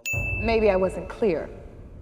No one in this room is ready for this trip. Yet somehow you were compelled to take a trip to Antarctica without knowing all the details first. Seriously, how did they get a responsible person out here without telling her what was going on? I know money is a huge factor, but she doesn't appear to be motivated by that at all. What about Paul Woodman or Andrew Keeler? We called them. And? They gave the same bull answer you did. So Wade, you were able to call these other guides and tell them exactly what was up, but you dragged her out here without telling her a thing? Mr. Whalen, when I lead my team, I don't ever leave my team. That seems like a given for a tour guide of any type. Not sure you need to put that in the fine print. Let me ask you something. Do we stand a better chance of surviving with you, or with a number 2 choice? Alexa doesn't think the guy they called to replace her is ready to do this, and they called 2 qualified people who said no. That's 3 people. Are you telling me they couldn't find one money-grubbing guide who's comparable to her? No one who watches the skies for a living notices a giant goddamn spaceship headed our way. We find out later this is a tunnel that the Predators created to get down to the pyramid. How the did none of the humans below see a giant flash of light in their area or hear anything? Also, because the Predators dick around in space after cutting this tunnel, they allow the humans to discover it and get to the pyramid before they do, which f***s up their entire reason for being here. If they simply go down to Earth immediately, they run into the humans before they even get to the pyramid, and this movie is over quickly. When I was a kid growing up in Italy, you know what they call a moon that big? La Luna del Cacciatore. Translated, the Bruce Almighty moon. What are these? Whale bones. Even the most basic of archaeologists would see bones like this in the middle of Antarctica and know that they are f***ing whale bones. Sebastian shouldn't need Lex to tell him this. Even when the movie tries a jump scare, it's telegraphed to the point that we can't even get the cheapest of frights. Yeah, it might be cute, but it's still no better than a cat jumping out at you. If I'm going to send cat scares, then I'm definitely going to send the penguin waddle scare. Also, I read that this is a Humboldt penguin, which is a species found in Peru and Chile and not in the Arctic region. But instead of sinning the movie for not geographing right, I will instead sin whomever gave a species of penguin a boring name like Humboldt. It's drilled at a perfect 30-degree angle. Which means the pyramid is not directly under the whaling station as everyone had said up to this point. Based on this angle and the length of the hole, that's probably close to a mile away from the whaling station. And I don't want to be that guy. Wait, I am 100% that guy. So, More advanced. Incredibly powerful. They now know for a fact that technology the Earth doesn't possess did this and cut a section of these structures above the ground in the process. They know it happened in the last 24 hours. There's no evidence of another team here. At best, some other team beat them here and everything Wayland wanted to avoid has already happened. But instead of waiting and checking things out, they immediately decide, let's just go down into the impossible tunnel. This is at least 37% more Rambo than I like to have in my Predator movie. However, any percentage of Cobra is always welcome. The best thing this movie can think of to complicate the situation is to have some dude trip over a mountain of cases, cause a tarp to get loose, and have it fly into the cable rig that the people are using to climb down into the tunnels. And there are no consequences! This works. I guess he forgot that in the Latin alphabet, Jehovah begins with an I. Also, this guy steps on a stone or roof shingle or some shit in this room, and it slowly collapses into the floor. Somehow, this stone triggers something way down below in the dead center of the pyramid to open these doors, which apparently conceal an alien frozen in carbonite. Why would this pyramid have a stone located here that controls a cryosleep prison chamber? We find out later this is part of a Predator warrior ritual. Why would they put such an important stepping stone here? These chains and this alien queen baby-making contraption make this film feel a lot more Hellraiser than Alien or Predator. Come to think of it, Pinhead vs. Predator would be a much more exciting movie. There would be such sights to show us. Who taught you to translate? Funny, Kinda look like you. Movie has time for this. Only the chosen ones may enter. If the predators need the humans there to play host to the aliens so they have prey to hunt, and they are leaving a ton to chance, seems like it would be easier to kidnap a bunch of humans and drag them to the pyramid, instead of hoping a bunch of scientists show up to investigate a heat signature. Awesome! We get to watch a team of drillers we don't know or care about get picked off by predators PG-13 style. Fun. I know the predators are virtually invisible, but try following any of this action. We'll throw one guy, we'll stick 2 jagged blades through another guy, and the last guy gets an invisible spear to the stomach that then turns visible for some reason. Let's set the action scene at night, with snow all around, and shoot everything close up, and have at least 2 cuts a second when we get to the editing room. We don't make movies for audiences. Rando driller guy survives this. Well, the fall at least. Alright, let's remind ourselves why we're here. That's right, it's the pyramid. Get a long look at the pyramid, everybody, because that's where we're going next, if you don't know. The pyramid. It's probably just there, moving through the tunnels. I'd say this guy is just whistling past the graveyard, but he obviously hasn't heard any sound from any wind instrument in his life. False fossilized facehugger fright. Whatever this is, it's been dead a while. Miller is about as useful in this movie as Forrest Whitaker was in Species. Looks like some kind of scorpion. No, climate's too hostile for a scorpion. And it looks nothing like a scorpion. Also, I swear every scientist interaction in this movie is, I think this is what X means, or says, or is, and the answer is always, no, it's not that, stop being a dumbass.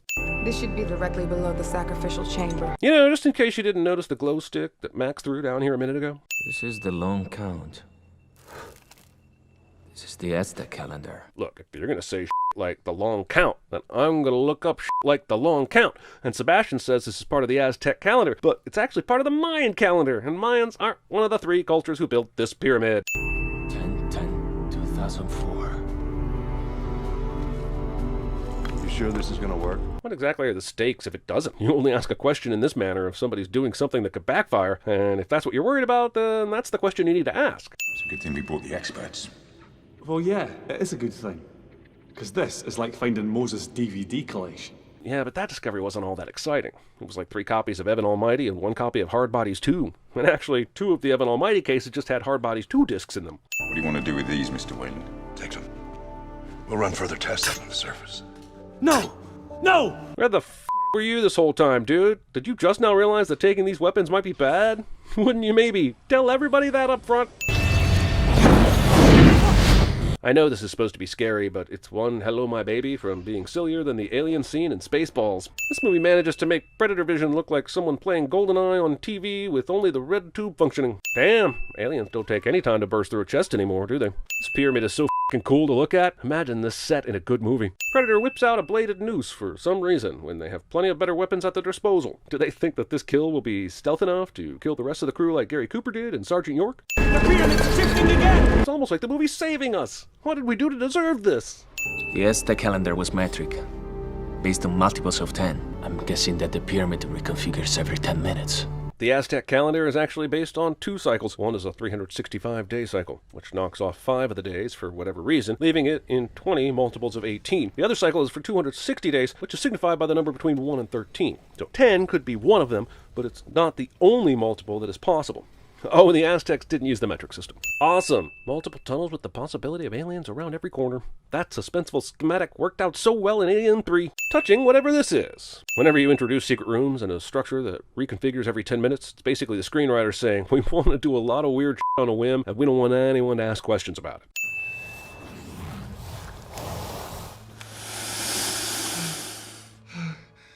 Want a piece of me? You ugly son of a bitch!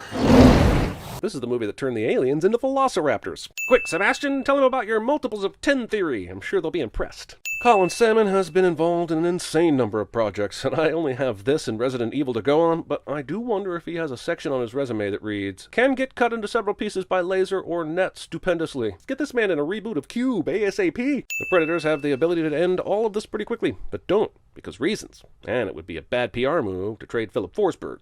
The absolute slowest Predator kill ever. It leads to Alien Ex Machina, and most of all, it takes nearly an hour for this movie to Alien vs. Predator. Alright, Alien, Predator, to the death. I can't wait to see the humans reacting to it. And Close-ups of two things that look nearly the same when they wrestle each other. Woohoo! The fight is awesome in my imagination. Also, when you take two creatures that employ hunting, cerebral attacks, stealth strategies, and just have them claw and wrestle each other, the fight that you may have wanted ends up being a punch-and-slash fest that is underwhelming.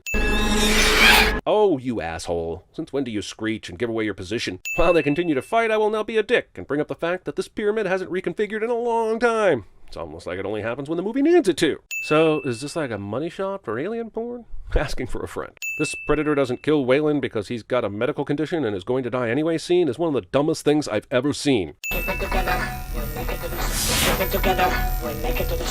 Why is the predator reviewing a recording of Alexa and Sebastian to ultimately read his lips? If you had time to record someone, why didn't you just jump down and kill them and get the weapon you need? You see, this is where the movie hopes you forget the predators killed all those drillers, because now they're going to be super thoughtful about killing humans from this point forward, so that we'll be on their side somehow. They run towards the elevating wall and jump on the platform, despite there being an extremely high chance of them getting crushed if they can't make it to the other side. And they know the pyramid reconfigures every time the screenwriter wants it to, so why the risk? Also, there's no way they would have made it to the end of that hallway as fast as that platform was moving. The last-second blade throw is a lie. We saw Sebastian and Alexa run out of a closing passage, which means the predator had to have been following them close enough to get through it himself, but not close enough to make this attack before they both got through the next passage. Oh yeah, it's hard to remember this movie is called Alien vs. Predator most of the time because it feels like it should have been called a cliché group of scientists, mercenaries, and a rich guy versus Predator.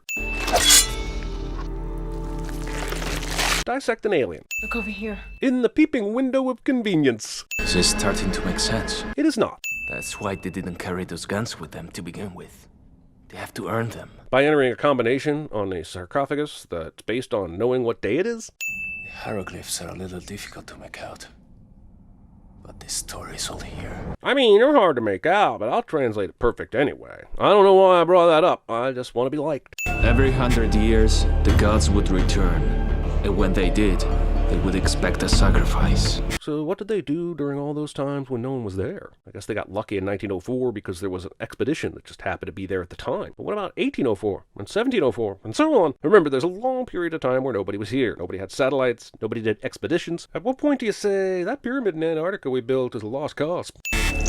Humans were used to breed the ultimate prey. But why go through all this rigmarole? Why not just hunt the humans? We find out in Predators that they have planets specifically for hunting expeditions, and they kidnap humans to hunt there. Why would this be any different? Under what circumstance would there be this many goddamn aliens here? Is this movie saying there's a scenario where the aliens could reproduce at this rate during the Predator's visit? How bad do you have to f*** up for this to happen? This makes no sense. But if the hunters lost, they made sure nothing survived. So they would just have to rebuild the pyramid every time the Predators lost the battle? That doesn't seem very efficient or maintainable. It's also a lot of wasted overhead. The humanoids, the hunters. They brought those creatures here to hunt. Surely there are better ways to train your warriors than to go to an out-of-the-way planet every 100 years and set up some sort of most dangerous Olympics. Is it just me, or do the facehuggers' underbellies look even more like vaginas than usual? Facehuggers, now with 63% more vagina. I already assumed Miller was dead when the first alien attacked him. He's brought back for this pointless scene just so I can see him die again. Excitement? When that door opens, we're dead. Why are they so certain that the pyramid will reconfigure in a way that gives the Predator a chance to attack them? We've seen this place twist into all sorts of configurations. It's not like it's got an A version and B version. It's like the maze in Maze Runner. They're not hunting us. We're in the middle of a war. Alexa doesn't know that the Predators killed all the drillers on the surface and left them hanging there as trophies, which now that we've gone through the whole hieroglyph position doesn't make sense at all. Instead of killing them, why didn't they capture them for alien sacrifices? During a big game hunt, the animals being hunted. Don't arm the hunters. They're not hunting us. We're in the middle of a war. It's time to pick a side. This is like when Captain Janeway gave the Borg the info they needed to destroy species 8472, which in turn destroyed a lot of innocent civilizations that were literally surviving because of the former conflict. And that crazy guy from Twin Peaks showed up as an alien seeking revenge to try to kill Janeway in 7 of 9, but they were able to talk him out of it because reasons, or maybe they killed him too. I honestly don't recall. But I bring all this up to say Captain Janeway might have been the real villain of Star Trek Voyager. How do you say scared this in Italian? Non vedo l'ora di uscire con te da questa piramide perché mi sto cagando addosso. Rosetta Stone, After Dark. I think the bus jumping in Speed was more realistic than this. No, no, no!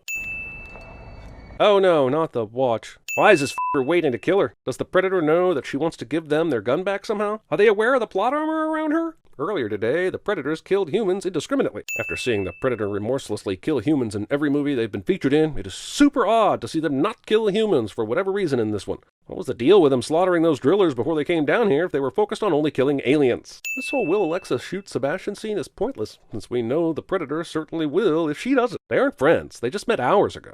It's a bomb. Well, I hope it kills every f***ing one of them. I know we're supposed to be on the Predator side in this movie, and we certainly don't want aliens to be roaming around on the Earth, but for f***'s sake, who's ultimately responsible for all this? The Predators and their stupid goddamn initiation ritual, that's who. You are one ugly mother... Just kill them already! Also, you gotta love this, we need to keep a PG-13 rating philosophy for a franchise of movies that have all been rated R. What the f*** are they standing around for? No one will be seated during the Alien vs. Predator turns into a Bond movie portion of the film. Now they're outrunning the Fireball on foot. I'm just wondering, can the Fireball be more consistent with its speed? It nearly caught up with them when they were on a sled going at breakneck speed. Now it's barely keeping up with them on foot. Now they're out of the Fireball's range, and the sonic boom or whatever the force crashes into them. And I'm sorry, they'd be dead. All the debris from that impact would have ripped them into pieces. Might be a sign you're standing on a vulnerable place and should keep moving. Or not, just keep standing there dramatically. You've earned it. I would remove 1,000,000 sins, plus stop making videos for the channel if the Predator and Alexa started making out. Oh, for f***'s sake. What? No matter where the Queen was during all that nonsense we just witnessed, she's f***ing dead. There is no f***ing way she's made it this far. Once again, a character waits way too long to kill their target, allowing someone to save the day.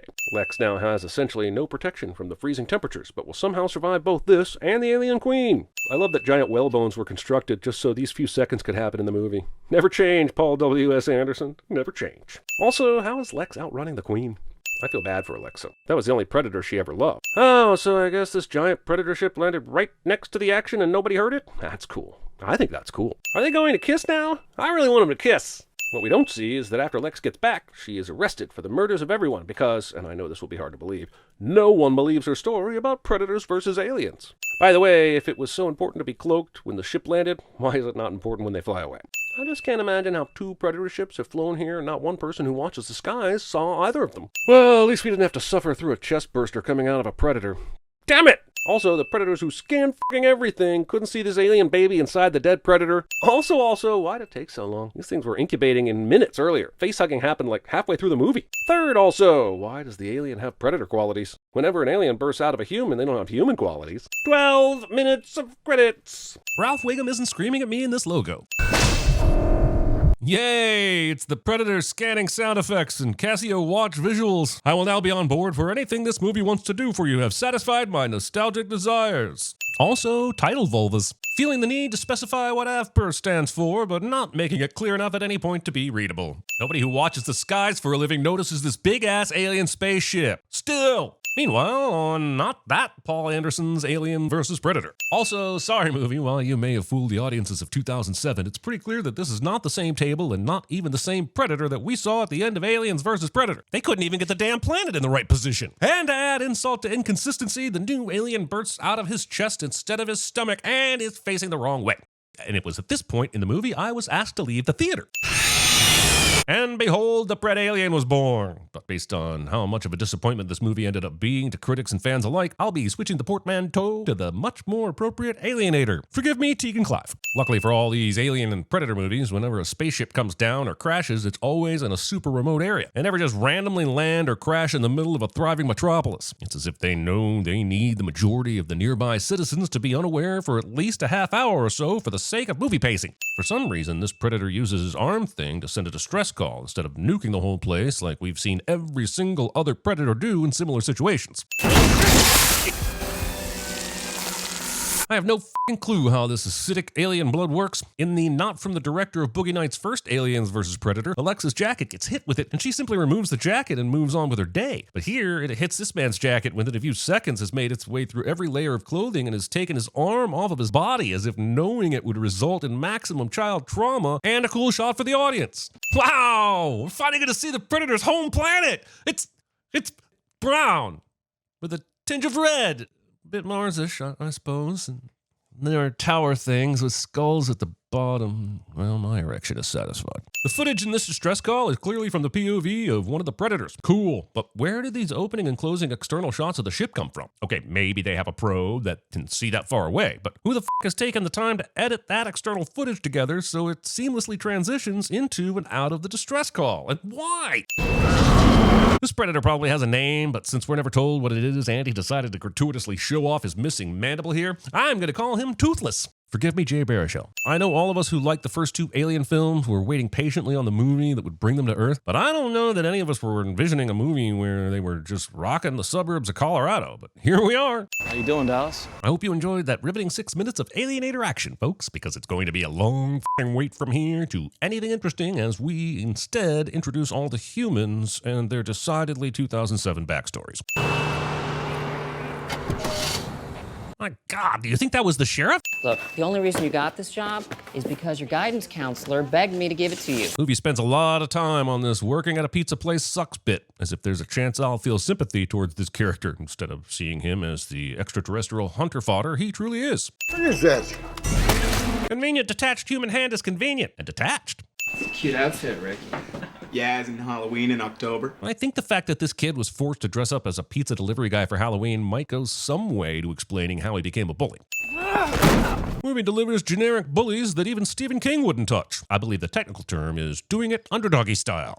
Let's go, Jesse. Jesse abandons Ricky while he's in pain and car keyless instead of ditching Dale and his douche bros immediately. And the real sin is that I'm dissecting some teen drama bullshit instead of watching some aliening and predatoring.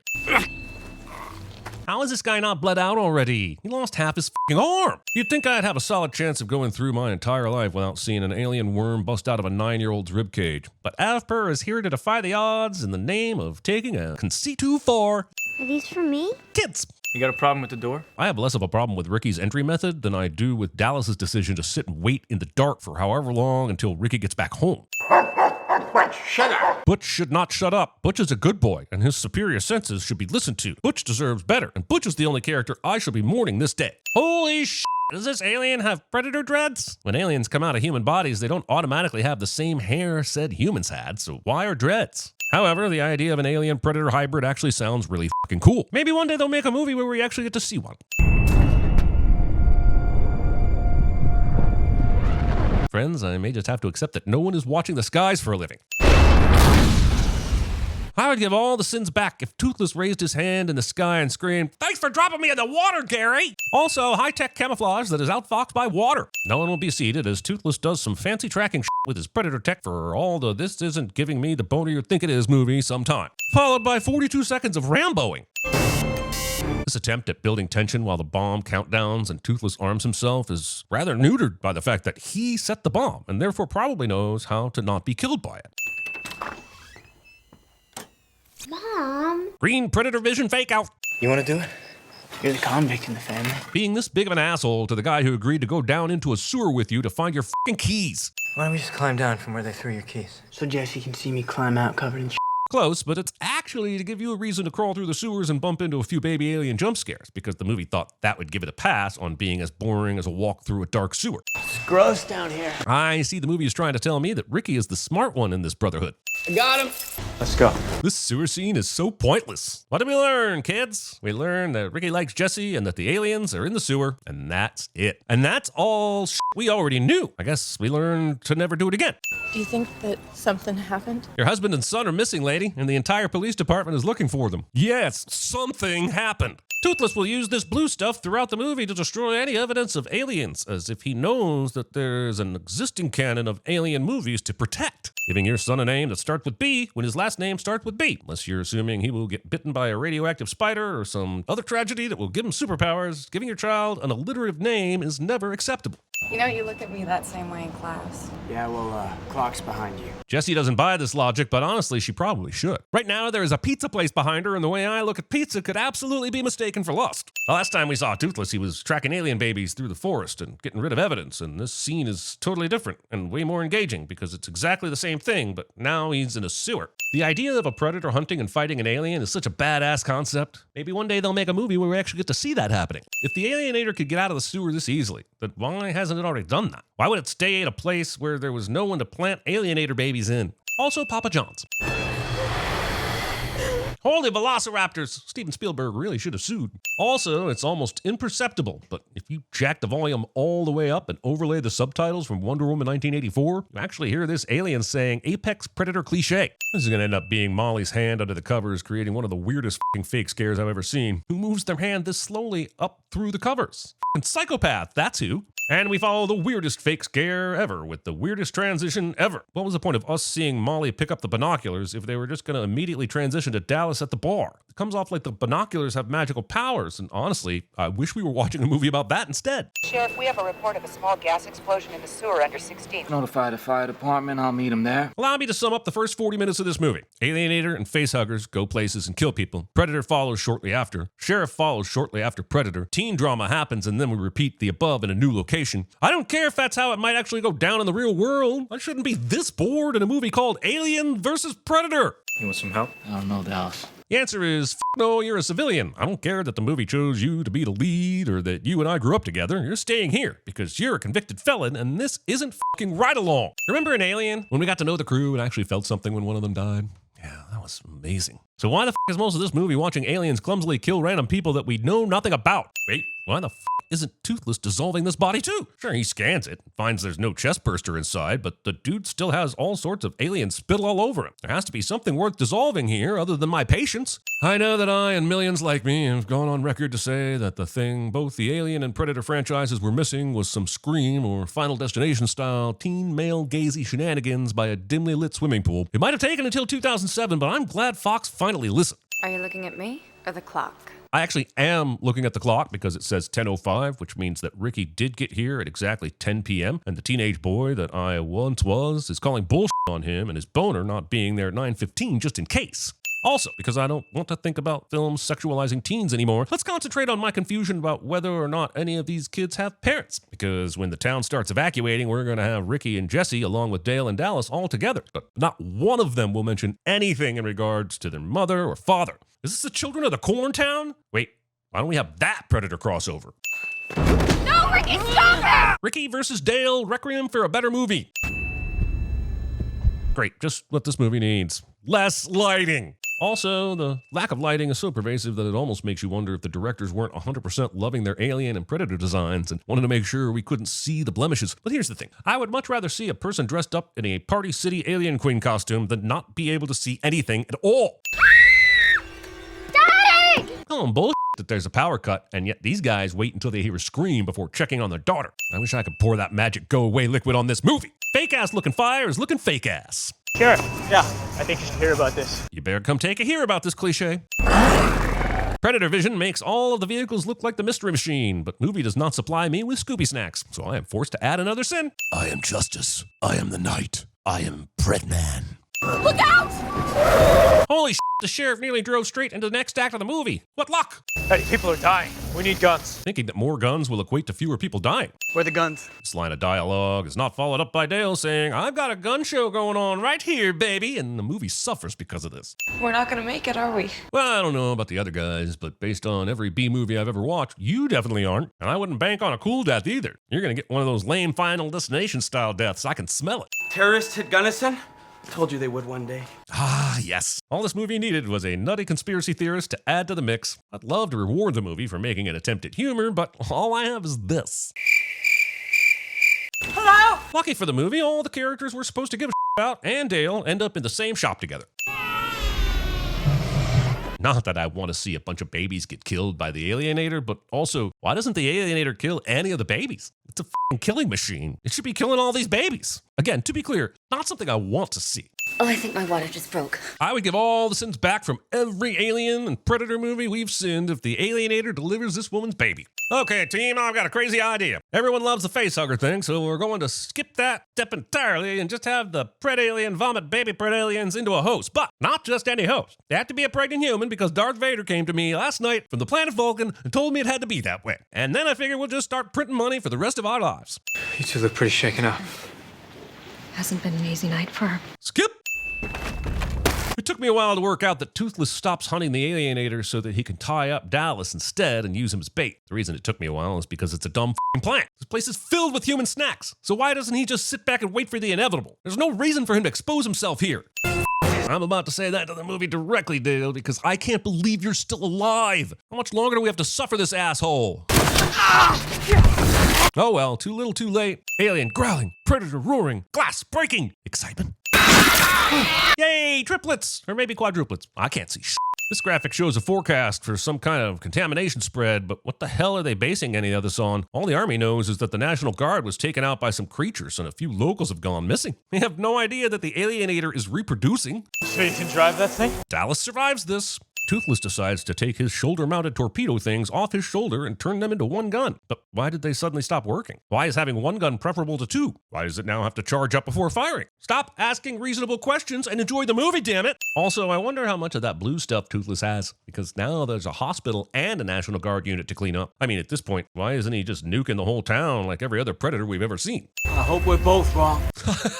What? If you're both wrong, that means that the Army isn't coming for you, Sheriff, and the helicopter isn't at the hospital. What you mean is that you hope you're both right. That way the Army picks you up and they escape with the helicopter. If the aliens and Toothless are all over the town at this point, why hasn't anyone in these cars been attacked? Why were Dallas and Morales able to have their discussion a minute ago sans being attacked? Did the aliens and Predator decide they needed to pause while humans developed more of their story for a few minutes? I don't need to know, but maybe someone out there does.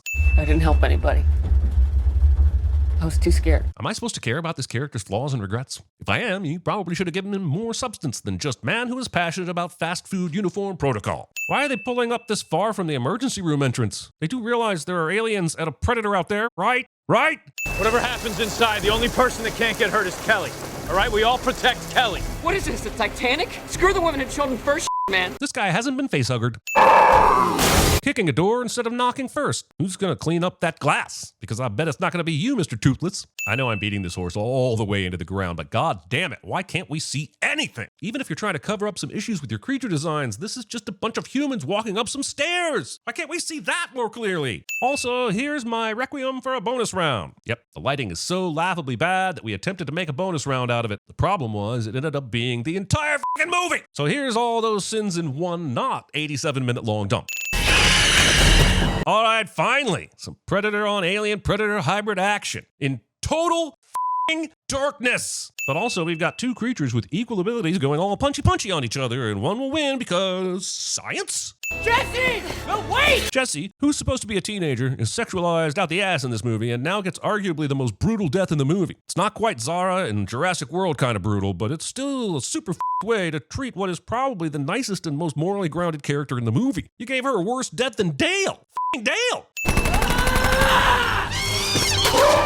This was edited so confusingly that for a second I thought Ricky had body tackled Toothless into the elevator shaft. I was very disappointed to find out he'll still be with us for the last 15 minutes of the movie. God damn, they're gonna fire a nuclear weapon on US soil? Based on what? A glorified animal attack? We're talking about a nuke. Why does it feel like the Army knows way more about the specifics of this alien attack than they actually should? I'm not leaving you. Get to the chopper. Come on! Don't worry, Dallas. This alien has taken a shine to you and will not only wait for the gun to charge up, but they'll even wait for you to get off a cool line. Dude, I said a cool line, not the most basic you could possibly think of. I heard somewhere that Michelle Pfeiffer did this entire scene in one take. All of the Predator movies have a scene where a Predator takes his mask off, but none of the Predator movies explain why there is a scene where the Predator takes his mask off. I am so glad that, much like the first movie, we're still taking these two gods of stealth and reducing them to fisticuffs and close quarters wrestling. It makes me feel better about arbitrarily padding the sin counter. Holy shit, they gonna kiss? I will get back all the sins and stop making videos if they start making out. When we talk about crazy movie endings, we talk about Thelma and Louise driving off the cliff, Bruce Willis being dead the whole time, Norman Bates is his mother, but no one ever mentions the government dropping a nuclear bomb on a populated town in Colorado at the end of this movie. Maybe because it's Aliens vs. Predator Requiem, and all those other movies are considered legit classics, but still, this is possibly the most f***ed up ending ever, or at least until The Mist. Hang on! Everyone survives this. We need a medic for my brother. Medevac is inbound. What? They're gonna let the four of them live after killing everyone else in the town? Guys, I no longer understand what's going on. Are the monsters gone? They're gone. They are not, although it'll be some time before they're in a movie worth watching again. But sometimes, if you pray hard enough, anything is possible. Also, I can't believe we got this one movie of Kelly Ripley instead of another entire season of Michelle Dessler. The world isn't ready for this technology. But this isn't for our world. Is it, Miss Yutani? Can't wait to find out where all this leads in Aliens vs. Predator 3. Wait. 47 seconds of logos. Also, if one of your logos reminds me of a better movie before your movie has even had a chance to let me down, I don't think you're logoing correctly. Movie opens with many gratuitous minutes of nature porn against a pretty awesome score, which, while beautifully cinematic, may have set my expectations a bit too high. This advanced race of spacefaring aliens can engineer an entire species, but apparently can't engineer a way to introduce said species to a planet without an extremely painful ritual suicide. This movie seems to want to answer the most fundamental question in human existence, but just blah blahs the out of all the fun explanations. Also, we'll eventually find out that our DNA is identical to the engineer, so where's my Arnold Schwarzenegger physique, Ridley? Where is it? I remember Scott pulling an Into Darkness with this movie before Benedict Cumberbatch was even a thing, leaving everyone to guess whether Prometheus was an Alien movie or an original IP. Fine, but the problem with doing your titles like this is that I spend the whole movie waiting for an alien to show up that isn't supposed to show up, but does kinda show up, but really shouldn't have. Charlie! He said discount Tom Hardy strangely. The problem with come quick as a method of getting someone's attention is that no one knows if it's a come quick, your coffee is getting cold, or come quick, we found evidence that an alien jumped into a waterfall and created human life as we know it a bajillion years ago, in case you confused it with Isle of Skye from chieftain to king. I think they want us to come and find them. They do not, and it is a galactic fucking leap to assume they do. Even if these paintings are referring to the same constellation, they were created by humans, not aliens. This drawing could mean anything from, wow, those stars are pretty, to, holy shit, we think the aliens that stole our children and probed our anuses came from that away, so do not go there. Look, just tell me if it's really fucking far, okay? I didn't come here to do math. I came here to be disappointed by another legacy prequel, and damn it, I will be. Also, Destination Undisclosed is just a fancy way of telling the viewer, don't think too hard about this. We haven't. What the hell does touching the vague area of the screen with the wavy pattern do? That's some weak-ass UX design right there. They don't want my help. Whoa, Sutton Patrick Wilson, who sadly doesn't return later in the movie as an alien in the form of her dead father, because that's the tale from a better script. Basket cycle balling in sandals. Also, the writers act like treadmills on a basket cycle ball court aren't a hazard for everyone except OK Go, and aren't generally a recipe for unrestrained traveling. Here's a sin for programmable androids who, inexplicably, have to visually learn shit. Listen, there is plenty wrong with this movie, but it is undeniably, categorically fucking beautiful. The director said, we're gonna have to hose you down and get you to do some gratuitous push-ups, or else no one is going to know how much of a badass you are. Also, other than male gaze, we never get an explanation for why this door is ajar. Stop showing me vomit! Your mind and body are in a state of shock as a result of the stasis. Stasis. What the hell is that? Oh, that's just your standard Idris Elba being forced to do an American accent while the movie totally wastes him cliche. Not often found in space, but they're generally more common than you'd expect. I am here to be your friend. Correct! You're here to pad the body count. Also, apparently, there was an apple shortage in the 2090s, so to stay consistent, the director asked discount Sean Harris here to be needlessly abrasive and to drink his soup weirdly, so we'd be certain he's an ass. Holy shit! That really is Sean Harris! I'm assuming the only note the production team received for this scene was school assembly, and frankly they knocked it out of the park. But does this very expensive ship not have a briefing room or any room that wouldn't require poor David to collect all the chairs afterward? My name is Peter Whalen. And I will now do a job explaining what is going on here, while at the same time insulting an android. Hold your applause for the end. I am recording this 22 June. 2091. Evidently, the apple shortage even affected multi-billionaires, so they had discount ancient Guy Pearce say 22nd of June in this bizarre way, so we'd be certain he's an ass. Holy sh**! That's actually Guy Pearce? Seriously, the choice to cast Guy Pearce and then bury him in prosthetics is so strange. Okay, it allows you to use actual Guy Pearce for tie-in videos from the past or any further pre-sequels, but that kinda feels like buying a nice car, taking a ton of photos with it, and then deliberately beating the snot out of it so you can brag about owning it longer than you actually have. Doctors Holloway and Shaw, if you would Please stand. Either they had this seating arrangement pre-planned, or there is some wild tech being used so that this hologram could beckon in the right direction of these two characters. The first is just weird, and the second is underexplained. I love speculative science fiction, but predicting that Rubik's Cube would team up with the Hellraiser franchise to create a holographic display is pretty out there. Also, we just saw that this room is equipped with holo-emitters. Why is Cube? The same pictogram showing men worshipping giant beings pointing to the stars was discovered at every last one of them. I don't think I'm alone in saying that this is where the movie officially lost me. What we will come to know as engineers have visited different civilizations on Earth throughout history, interacted with them, and then either inspired them to draw cave paintings of a constellation they couldn't have known about, or told them to paint the constellation all for reasons. Why? Why is any of this happening? How did Holloway and Shaw figure it all out from paintings? And why do I get the sense that these are just the first of many unanswered questions in this movie? Just one planet with a moon capable of sustaining life. And we arrived there this morning. The prideful smile of a man that has buried the lead so far up his ass that he can almost taste it. So you're saying we're here because of a map you two kids found in a cave, is that right? No, not a map. An invitation. You can't possibly f***ing know that! Look, I know Shaw is a person of faith, but she's also supposed to be a scientist. The movie seems determined to present her as true believer and totally forgets that an overlap between science and faith is not only possible, but more entertaining to explore. We call them engineers. Engineers? Do you mind telling us what they engineered? This character is sassy, and everything about this dialogue is only here to establish sassiness. Also, I would like to point out that we never hear anything from these two guys who don't get a word in during all this fun banter about meeting God. What a weird situation they find themselves in. Almost too weird to just sit silently at the back of the class. Look, if you're willing to discount 3 centuries of Darwinism, that's... As much as I share Milburn's incredulity, humanity being created by the engineers doesn't really rule out Darwinism also having a part to play. Life still evolved, it was just planted first. But how do you know? I don't, but it's what I choose to believe. Listen, we all love the X-Files, but not everything in the universe can be fox-moldered into existence. Especially science, and especially when you're talking about redefining the origin of life on Earth. And most infuriatingly of all, she ends up being right! Wow, nice place. It's actually a separate module with its own self-contained life support. Activate exposition droid. I'll take a vodka. Up. I blame James Bond for making people think that your choice of drink is somehow a character trait by which anyone can gain meaningful knowledge about your person. But I still blame the writers for putting it in this movie. Charlie, look.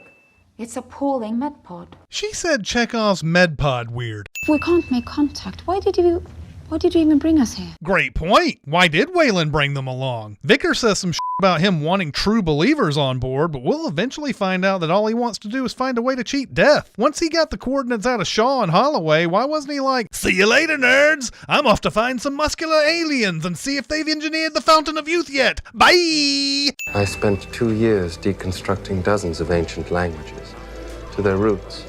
I'm confident I can communicate with them. You, Bender! For all you know, they could communicate using organs that we don't even possess. While yes, there may be some roots that all languages share regardless of planetary origin, it's still mighty bold to claim that you're confident in your ability to communicate with a fucking alien. Right there. God does not build in straight lines. Fine, but he spotted the exact place they need to be by looking out the fucking window? Why couldn't the ship's scanners have been set to shit that God couldn't have built? Captain, would you please tell the survey team to suit up and meet us in the airlock? Charles, not really in charge, has been established to mostly only have symbolic authority over what is going on here, yet somehow that little detail is forgotten and all these assholes do suit up to recklessly follow this guy, who wears sandals but not seatbelts into a dark hole. Attention, ramp will open in 5 minutes. Seems like a completely unnecessary ticking clock to me. This is a scientific expedition. No weapons. Yeah, but doing science doesn't stop you from being eaten by a wild animal, so this makes no fucking sense. Making you guys pretty close, huh? Not too close, I hope. Continuing to dismiss the obvious disdain the superintelligent, 1000% stronger than you artificial intelligence has for your species. Entering through the back door so you have to walk the length of the vehicle hunched over when there was a closer and more convenient option. I want to know if it's natural if somebody put it there, all right? There are several of these things in a row, Mr. God does not build in straight lines. I think the answer to your question is pretty fucking obvious. If there's anything in here worth looking at, These pups will find them. Then what the f*** are you people even doing here? I know Holloway is impatient, but someone really should have insisted that the discount Sith probes from Star Wars should check for traps, bottomless pits, and dead aliens before any humans are put at risk. Look at this. I'd like to confirm that, yes, you are watching a group of scientists casually stroll deeper and deeper into this structure as if everything they are walking past doesn't deserve to be studied more thoroughly. And the writers think we should accept this because they're on a mission from God. Charlie, don't be an idiot. Hey, don't be a skeptic. Oh yeah, who'd want to be skeptical about an alien planet? As long as the air is breathable, who cares about parasites, diseases, or a whole host of things you can't even scan for because you're on an unexplored fucking planet. There's literally no reason to do this other than it's awkward to film people with helmets on. Charlie, I'm not wearing this thing anymore. The entire rest of this movie is Shaw learning why you don't hook up with guys that say shit like this. Also, look, we all know it. Holloway removing his helmet here is one of the dumbest things in movie history, and we expect better of everyone involved. Having said that, Holloway is a loose cannon, so I'll just award the 1 sin for this being a step too far. I will be awarding 100 sins for each subsequent scientist that inexplicably follows his lead. You crazy bastard. Well, that didn't take long. These two as well? This isn't a scientific survey team. This is a fucking away mission led by Captain Kirk and the cast of Sesame Street. Something's manufacturing breathable air down there.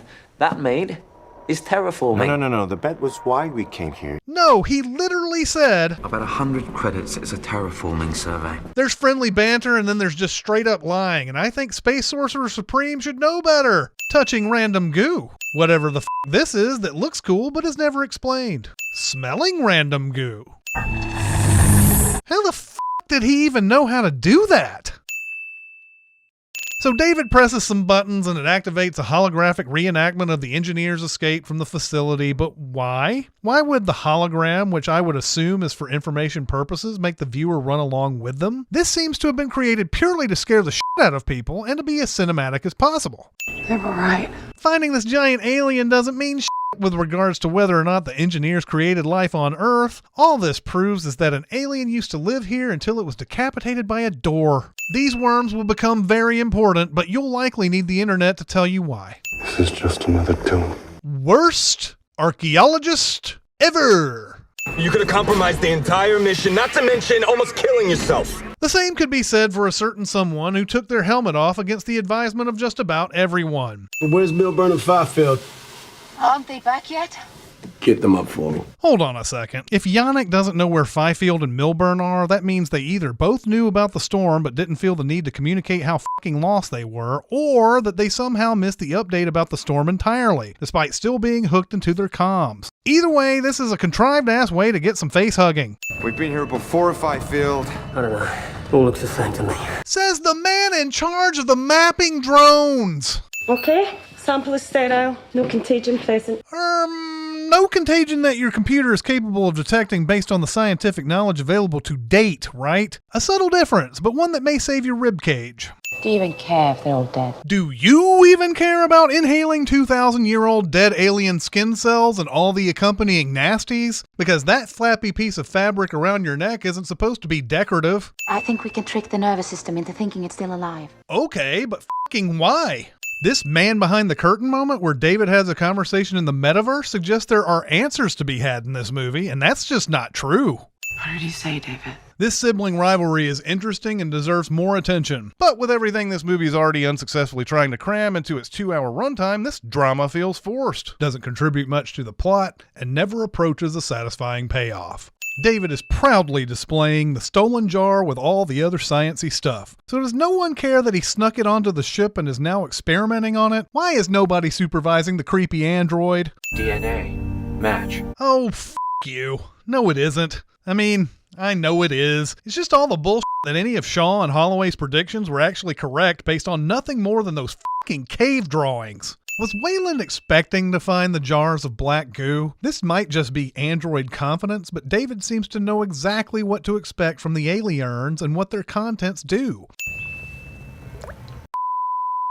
You, movie. Fuck you for expecting me to believe David would think dipping his finger into Holloway's drink would go unnoticed. And you for Holloway not noticing David's finger being dipped directly into his drink. He is looking right at the glass. What is your position? Asking for their position when this holo map thing is already giving you their position. We are at 7401477. Well, if you can tell him your location, how were you ever fucking lost? Just reading live for him. Yannick doesn't tell anyone else about this. He writes it off as a glitch instead of telling, oh, I don't know, the fucking scientist that came here searching for alien life. The fact that we still like this character later has everything to do with performance and very little to do with the script. There is nothing special about the creation of life, right? Anybody can do it. He says, after finding proof that alien giants did it just the one time.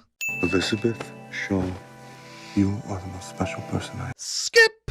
What's all this black stuff? Sure is lucky for the movie that the two licks who have no f***ing clue where they're going end up exactly where the plot needs them to be to get murdered. We need to stay calm because she is beautiful. Milburn immediately forgets all those dead bodies they saw a moment ago and the life form readings they were freaking out about because, as it turns out, his character was too smart to die in a stupid way and the writers had to rectify that. Holloway sees this and does all about it, like seeking medical attention or immediately quarantining himself so that he doesn't kill everyone, including his girlfriend. Also, we've got black goop that does weird to people's bodies and may or may not give them superpowers. At this point, this is just as likely to be an X-Files sequel as it is an Alien prequel. Futuristic UI graphic or desktop fidget spinner, you decide. David gets very lucky that the glitching probe just so happens to lead him to the room that contains exactly what he's looking for. Okay, the fact that it's detecting a life form probably told him this was the right way, but he's still very fortunate that he was allowed to go off on his own and investigate, especially considering this is exactly what Holloway and Shaw are looking for. Soft-boiled egg buttons.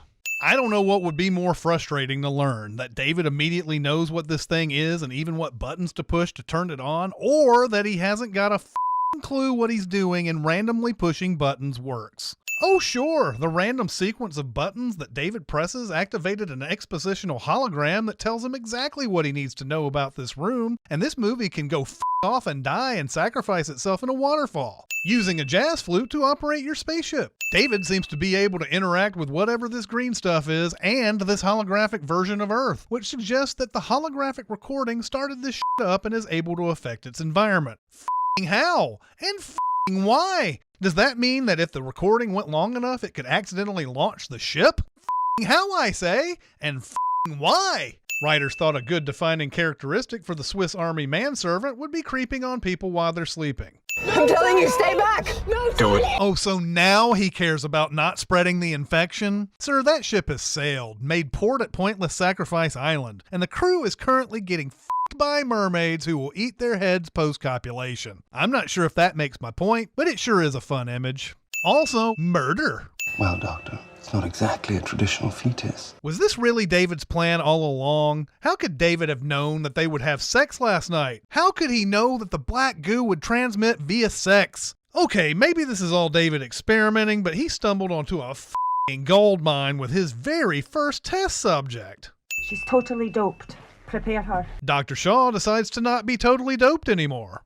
So, no more chasing? No one thinks it's necessary to pursue the person carrying a 10-pound parasite in their body that's actually killed one person and quite possibly two others? Cool. Sure, Meredith, paranoid about every thing Vickers, has not only left her own private condo unlocked, but she's also left her emergency medical pod totally available for walk-in appointments too. Honestly, I'm shocked she didn't panic room herself in there hours ago. Error. This med pod is calibrated for male patients only and does not offer the procedure you have requested. Convenient tech conveniently can't do a procedure that it can and does end up doing anyway. Because suspense.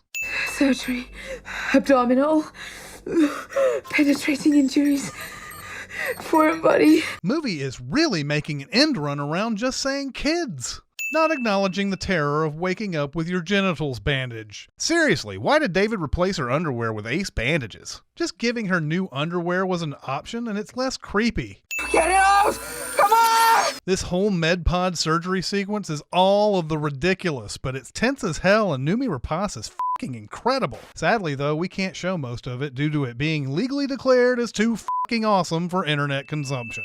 That being said, why isn't it knocking her out for this very invasive procedure? It's like they sprung for the automated surgeon but cheaped out when it came to the automated anesthesiologist. Shaw's internal organs survived this. Hey, Wallace, take a look at this. You better come and take a look at this cliche. Also, why did Resident Evil Alien here pull a Samara from the ring and then decide to straighten out and f*** everyone up? What's with the unnecessary gymnastic flex? Also, why did it f***ing wait so long to attack? Did the black goo give him an enhanced sense of dramatic timing too? So Fifield becomes a zombie with super strength because the black goop is an agent of chaos and chooses to obey neither science nor God. Here on the ship all this time. Why? I only have a few days of life left in me, and I don't want to waste them. Yeah, I think she understands the benefits of stasis for long journeys. I think the confusion is over why the f*** he felt the need to keep it a secret. Regardless of his actual agenda, would it really have been so strange to just say that he wants to see the creators of humanity as well? They aren't what we thought they were. I was wrong. We were so wrong. No, you weren't. She predicted the engineers created humans, and they did. The only difference is that they were all killed before she got a chance to ask them any questions. All things considered, she was frustratingly accurate. Those, engineers, this ain't their home. It's an installation. Maybe even military. Movie does give us a plausible theory about what is happening here, but pretty much ends any attempt at explaining itself right there. And they put it out here in the middle of nowhere because they're not stupid enough to make weapons of mass destruction on their own doorstep. But then they painted directions to the location of their WMDs in caves all around the Earth for thousands of years like they were bragging about it. Movie either wants the engineers to be really smart or really dumb, and I don't think it knows which it's gonna be. They made it here. It got out. It turned on them. The end. I wish, Captain Exposition, but sadly we still have almost 30 minutes left of confusing twists, and this line is about all the explanation we get for any of it. Anything else? No. Father. Oh. Who the f*** cares? You can take your helmet off if you like, sir. The sin that keeps on sinning. There's a ship. Honestly, Michael York's character in Austin Powers was more subtle. Leaving to go where? Earth. Why? Sometimes to create, one must first destroy. Okay, I see that you're not going to be giving any actual answers, so what reason do I have to even keep watching? And you can speak to him? I believe I can. No, you f***ing can't, okay? Even if David took snippets of language from that recording he saw earlier and called in a favor with Charles Xavier to borrow his universal translator from the USS Enterprise, he did not f***ing learn how to talk to them. Tell him we came, just like he asked. Why do you hate us? You don't know that he asked, and you don't know that he hates you. I suppose it's not a true alien film until we get some milky android blood. It's carrying death, and it's headed for Earth. Yannick, please believe me, please. What's to believe? He was watching all that go down, and earlier on he literally said, I can't bring none of that back home with us. And I'll do whatever I have to see that it doesn't. So why are we even having this conversation? I could handle this myself. Feel free to join Miss Fix. Reminding us that a story about the adventures of these three skipping across the galaxy, creating mischief and bringing justice to the unjust would have been much more enjoyable. Maybe this lifeboat wasn't meant to be ejected so low to the ground, but it still sucks way more at landing than I think anyone expected. Welcome, one and all, to the 10-year anniversary of the opening of the Prometheus School of Running Away from Things. As you can see, the festivities have already begun with a rather stunning aerial display, and it won't be long until the main event that you've all been waiting for. Here we go! My goodness, such athleticism, such poise, such utter and complete obliviousness to the lateral alternatives available. You have to admire the absolute commitment to the idiocy that can only be found at this fine institution. Shaw's escape is thwarted as she is knocked down by a light gust of wind, which isn't the worst thing about the movie, but it's still pretty bad. The last half hour of this movie has been mostly Lisbeth surviving things, followed up by the writers finding ways to make her run towards more danger. I'm tired and think we both would appreciate a nap. Or answers, but I'd take the nap. You need to get out immediately. David's head survived this. He's coming for you. Who's coming? I know David is pronoun gaming pretty hard here, but who the f*** does she think he means? It's hardly going to be Wayland's ancient ass that he's going to be warning her about, is it? Hey, remember practical effects? They were fun. Wonder whatever happened to those. I'm sorry, Charlie. I can't do it. I think it's safe to say he doesn't care anymore, and neither do I. Where's my cross? Priorities.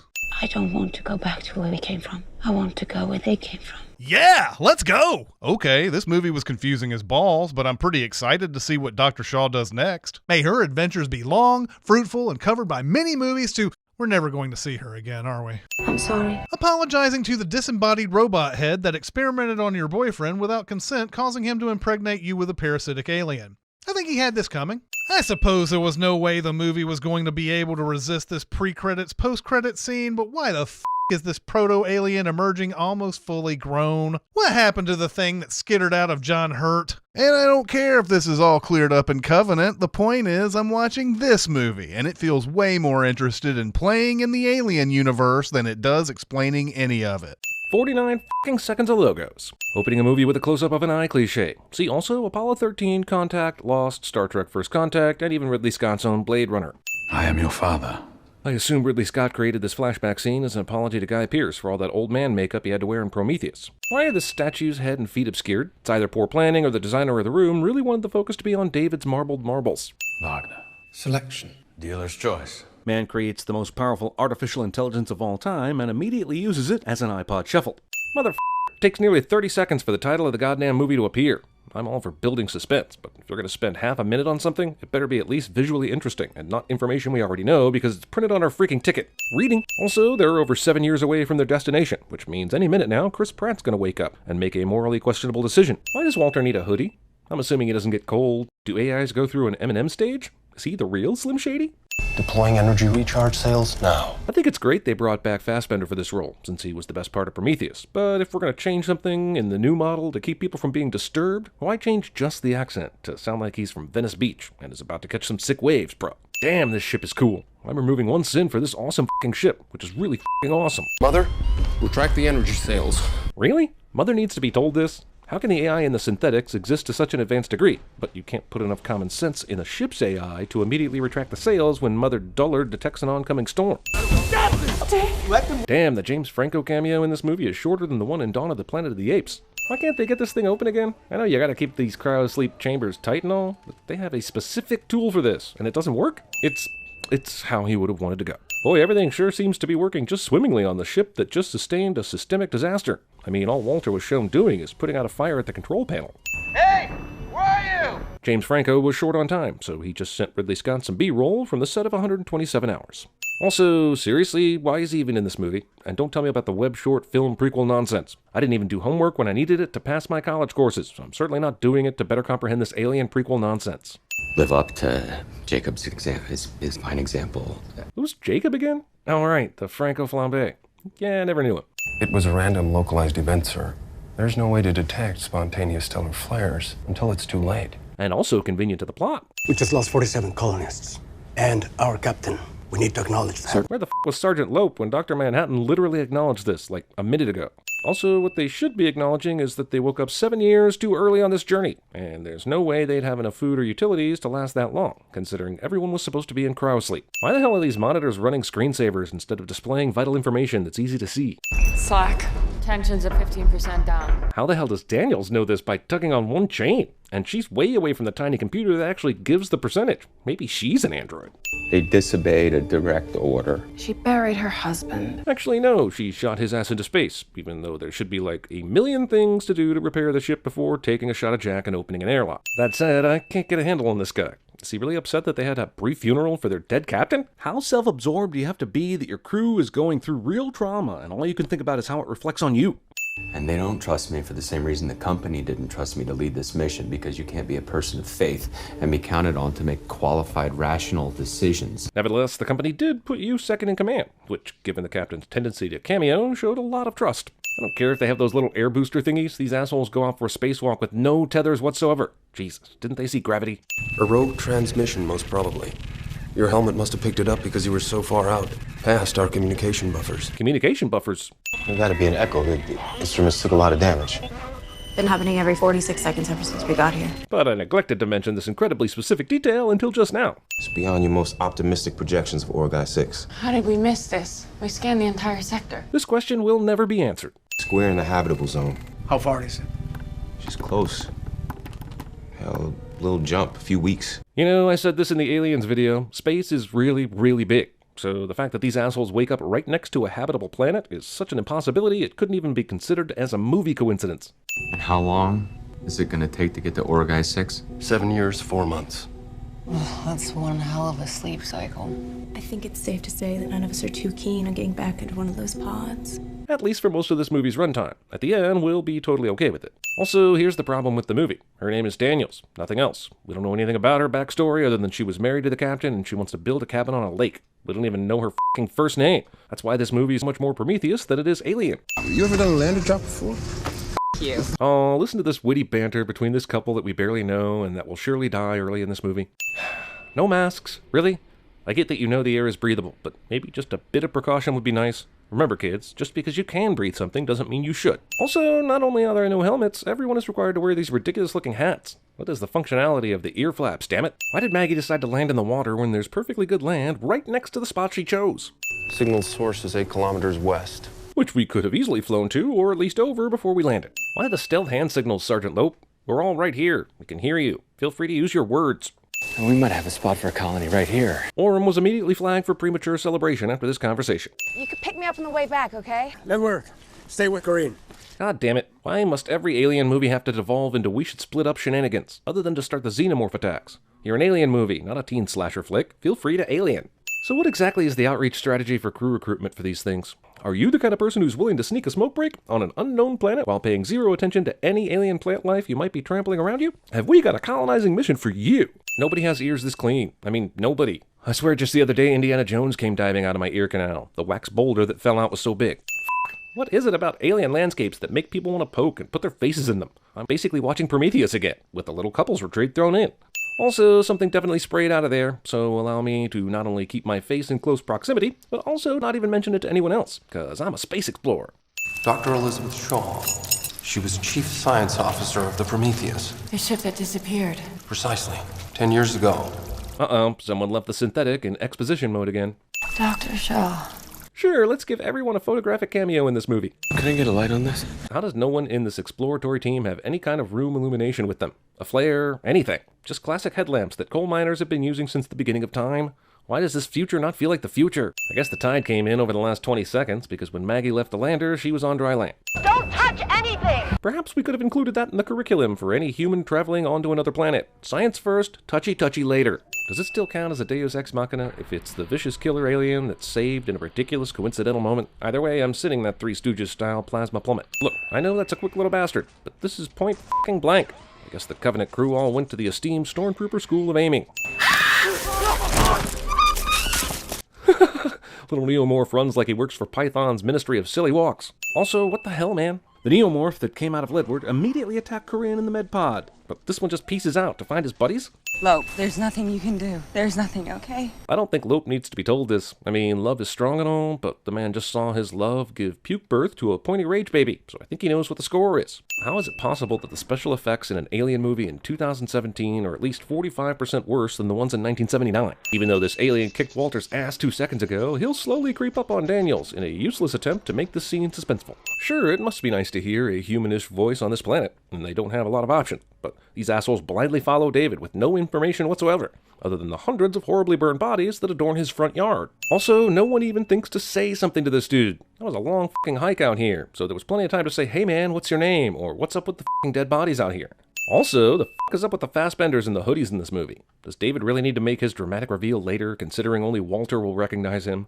I've been marooned here these many years. The most nonsensical part of David being here, besides being a literal deus ex machina a few minutes ago, is his Iggy Pop impression. Also, does nobody recognize the resemblance between Walter and David? I mean, I know the crew's scared and all, but no one even casually mentions that they're the exact same person. Is there a safe way to get to the roof? This is your first question for the human-like dude on a completely alien planet. Welcome, brother. Forced fast bonding. There's so much here that doesn't make sense. Suddenly it's apparent Daniels would be excellent at CinemaSins. How long do the storms usually last? Days, weeks, months. I know David has a flair for the dramatic, but he's still a fucking android, right? Which means he could and should just give a straight fucking answer to this very simple question. Lucius Malfoy here is totally alone, instead of being constantly swarmed by the Covenant crew that definitely has millions of questions about the planet and the aliens. David is able to give himself a perfect haircut, using only garden shears and a blurry-ass mirror. Watch me. I'll do the fingering. No way, man. The last time I heard this, I got in a lot of trouble with the wife. Movie wastes runtime and movie magic in order to show us Michael Fassbender playing with himself. We need your faith. Oh yeah, I remember Orem said something about faith about 45 minutes ago. So were you planning on developing that plotline, metaphor, theme at all? Look on my works, ye mighty, and despair. Famous poet inadvertently writes the mission statement for CinemaSins. Wait, how is he sending down these virus vials? Telekinesis? Levitation? I mean, that's some Magneto shit going on right there. Will these movies ever explain the black liquid and why the engineers made it? And why couldn't this movie have been from David's perspective? If you tell me the answer to all these things is another movie, I will neomorph myself through your skull. This movie thinks its surprises are better than the way better story they're refusing to tell. Boy, sure glad David came up here to show the audience the flashback to the engineer apocalypse, even though Walter just had to listen to him ramble through a poem. Have you ever dreamt about far-off worlds and thought, I'd love to soak my open wounds in the water there without knowing the slightest bit about what's in it? Well, sign up today for our next expedition and soak away! Rather than keeping the element of surprise and attacking her from behind, this alien prefers to take his time and be a jump-scaring dick. Also, the digital effects in this movie are suddenly giving me a whole new appreciation of I Am Legend. No one hears this. The bathroom isn't that far away. I am unable to comply with any order that will result in catastrophic system failure. Mother, they're in trouble. You heard that. We didn't leave Earth to be safe. This is the bullshittiest bullshit of all the bullshit in this movie. This ship has 2,000 motherfucking innocent colonists on it, but this asshole has such a dynamic boner for his dead wife that he's gonna put everyone in jeopardy.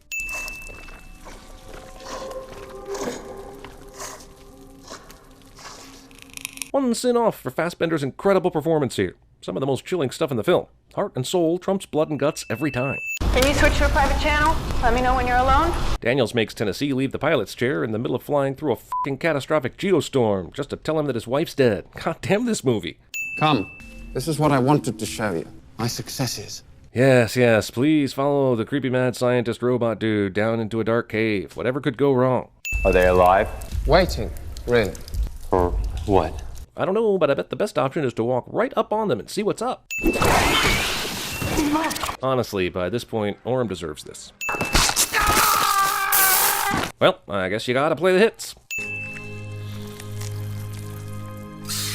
This. Has David bioengineered these neomorphs to be completely subservient to only him? Directly from birth? Because all these f***ers usually do is look for something to kill or run away as soon as they're born.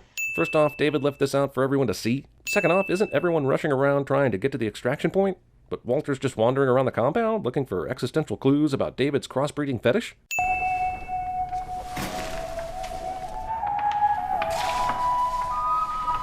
Character in movie plays the franchise's theme music as the movie crumbles in on its own spiraling, self-referential black hole. You're such a disappointment to me. With this pithy one-liner after killing a fool, Michael Fassbender officially submits his application to play James Bond. Ah, that's the stuff. It wouldn't be an Alien movie if it didn't show some of that sweet, milky android juice. I'm going downstairs. Careful. God damn it, stop splitting up!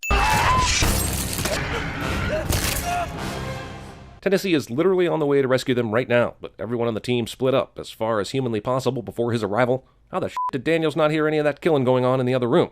What did you do to her? Exactly what I'm going to do to you. So, recite pretentious poetry to her until she begs to be experimented on, just so you'll stop? Got it. There have been a few updates since your day. Once again, we get a late movie scene of superhuman entities repeatedly punching each other. I guess at this point everyone's saying, F the comms, let's just yell. Serve in heaven, or reign in hell. Villain that is clearly beaten causes good guy to pause while reaching for a nearby hidden weapon cliche. Movie tries to hold out on showing us the winner of the ultimate fast-kicking. Stone is in the air, knife being reached for, and you cut away to set up a later surprise. Movie is a rock tease. Where's Arm? Dead! They're all dead! The motto of this crew is, everyone left behind. Also, wait, I thought Tennessee said... Mother's saying the storm's gonna last another 8 or 9 hours. And since then, all they've done is get ready to leave and split up a bunch to explore, which would not have taken 8 to 9 hours. Even so, we've got perfect weather out here now. Also, how the f*** long does it take Tennessee to get here? I know he's in a different lander, but it took Maggie a matter of seconds to get to the planet's surface. We're meant to believe this is Walter and not David, and he even has the same slash on the left side of his face. But no one else from the crew saw that slash on his face besides David, so he did that to himself solely for the audience. We got company! It's the underside of the ship! Motherfucker. Okay, we know the fight between Walter and David lasted right up until Daniels and Lope left the compound. So that means David had time to change his hair color, steal Walter's clothes, slash himself in the face, and lop his hand off before joining them. Which, I mean, come on, movie. Thanks, movie. One last reminder that James Franco could have been in this. Screw you. Evening. You look good. Jeez, Tennessee. Too soon, man. Too soon. Please report to the med bay. Why, Mother? There is an unidentified life form on the ship. Mother essentially plays the pronoun game to get Daniels to go down to the med bay with zero clue what it's about. B-deck between Hex 3 and 4. Heading for crew quarters. Jesus, this newborn xenomorph somehow knows the blueprints of this ship perfectly enough to go immediately to the naked people. Yeah, but how is this thing fully f***ing grown already? Considering this is a legacy movie, Upworth must have gotten a scholarship to the Prometheus School of backing away from things. Walter, where is it? Daniels, this way. Or you could wait for Walter to answer, who would know the exact location. A lot of things just happened there. The alien was somehow trapped for a while in a truck. They opened a door to space, and yet nothing was really sucked out. The alien had such a killing boner that it leapt back toward the ship, and Daniels not only knew the exact time to duck so that the alien would be killed, she avoided all that acid blood being spewed out of it. And all of that is more believable to me than Danny McBride surviving this entire movie. No. Also, why did David, posing as Walter, go through all the trouble of helping them kill the alien on the ship, only to then, surprise, surprise, I'm evil all along, f*** you. Did he need them for any reason? He's able to command the ship with his own voice, so he didn't even need Daniels and definitely not Tennessee. Wait, there was also time for David to swallow a couple of his f***ing embryos before he left? He must be desperate to make another one of these movies.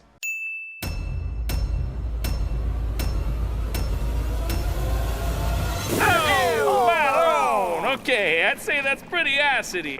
It's drinking the water! I don't tip. You don't tip? No, I don't believe in it. You don't believe in tipping? Do you know what these chicks make? Morning, Mother. I'm sorry, Dave.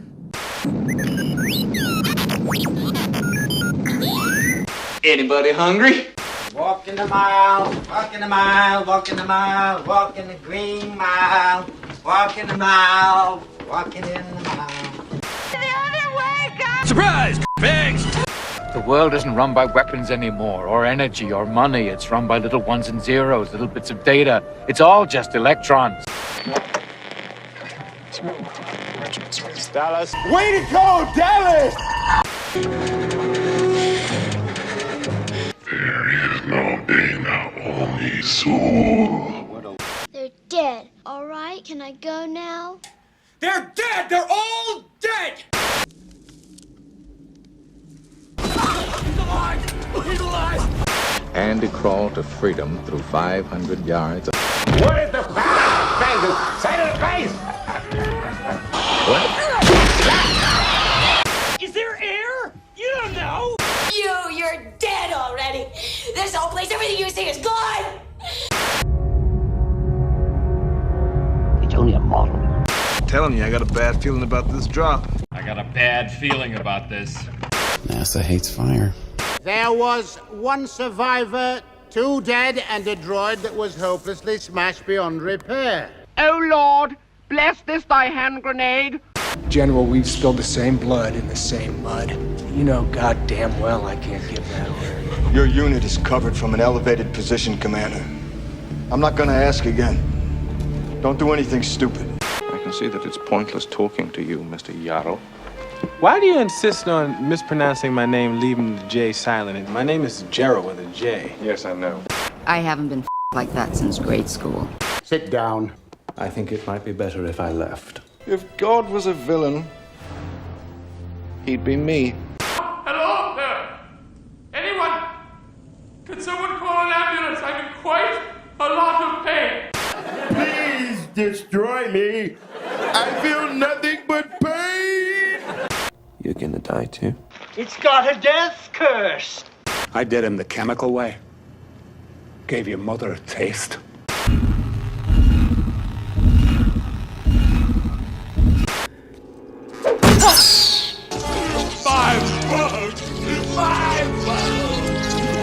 You keep telling me dumb I am. I'm smart! Not like everybody says! Like dumb! We're going to live on. We're going to survive. Today, we celebrate. Number 8.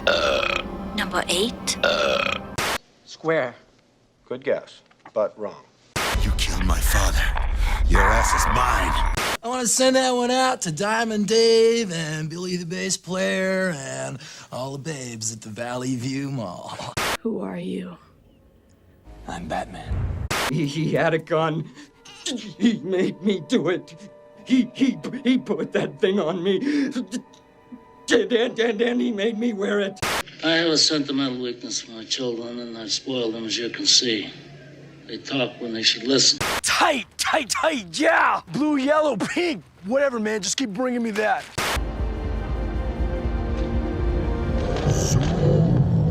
I'm cutting your head. I'm cutting your head. Let me put it this way, Mr. Raymer. The 9000 series is the most reliable computer ever made. Mr. Whalen, when I lead my team, I don't ever leave my team. I can make things out of clay and lay by the bay. I just may. Space. The final frontier. I'm laying down 3 simple rules. 1, no one goes anywhere alone, ever. 2, everyone must maintain constant communication. And number 3, never, ever, ever, under any circumstances, say, I'll be right back. Well, it's no choose. You choose me? Hey! Can you hear me? Take it down a notch. It's creeping a bit. Surprise, motherfucker. Dad? I think it's just indigestion. Hey, Jesse. Hi. That is so fetch. Come out, wherever you are. Clever girl.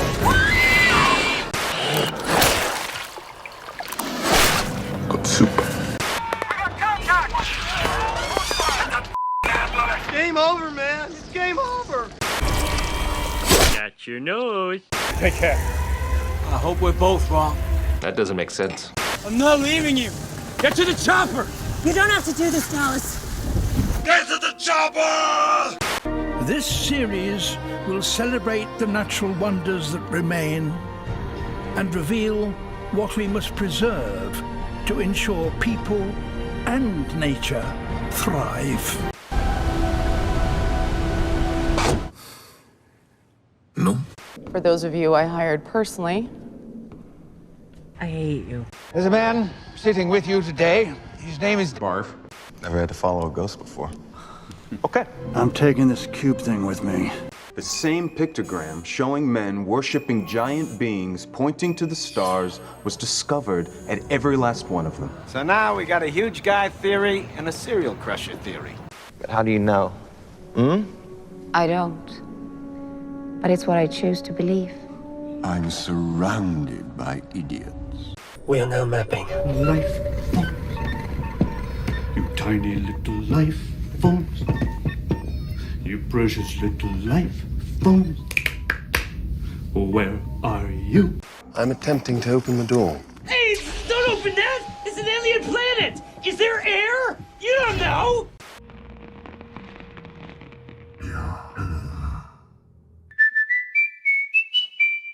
I want to see it. I'm sorry, Dave. I'm afraid I can't do that. Please state the nature of the medical emergency. This is the instrument of your liberation. I shall call him Squishy, and he shall be mine, and he shall be my Squishy. Come here, Squishy. Come here, little Squishy.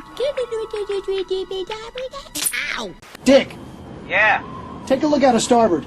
Oh my God, it looks like a huge... Pecker! Mother Nature just pissed her pantsuit! You know how to whistle, don't you, Steve? You just put your lips together and blow. You built these weapons to destroy us. Why?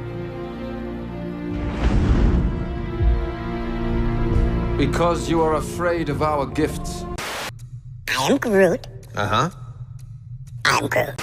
I am your father. She appears to be a main sequence star, a lot like our own. But old, very old. This forest is old. Very old. As your second, I need to protest. Officially.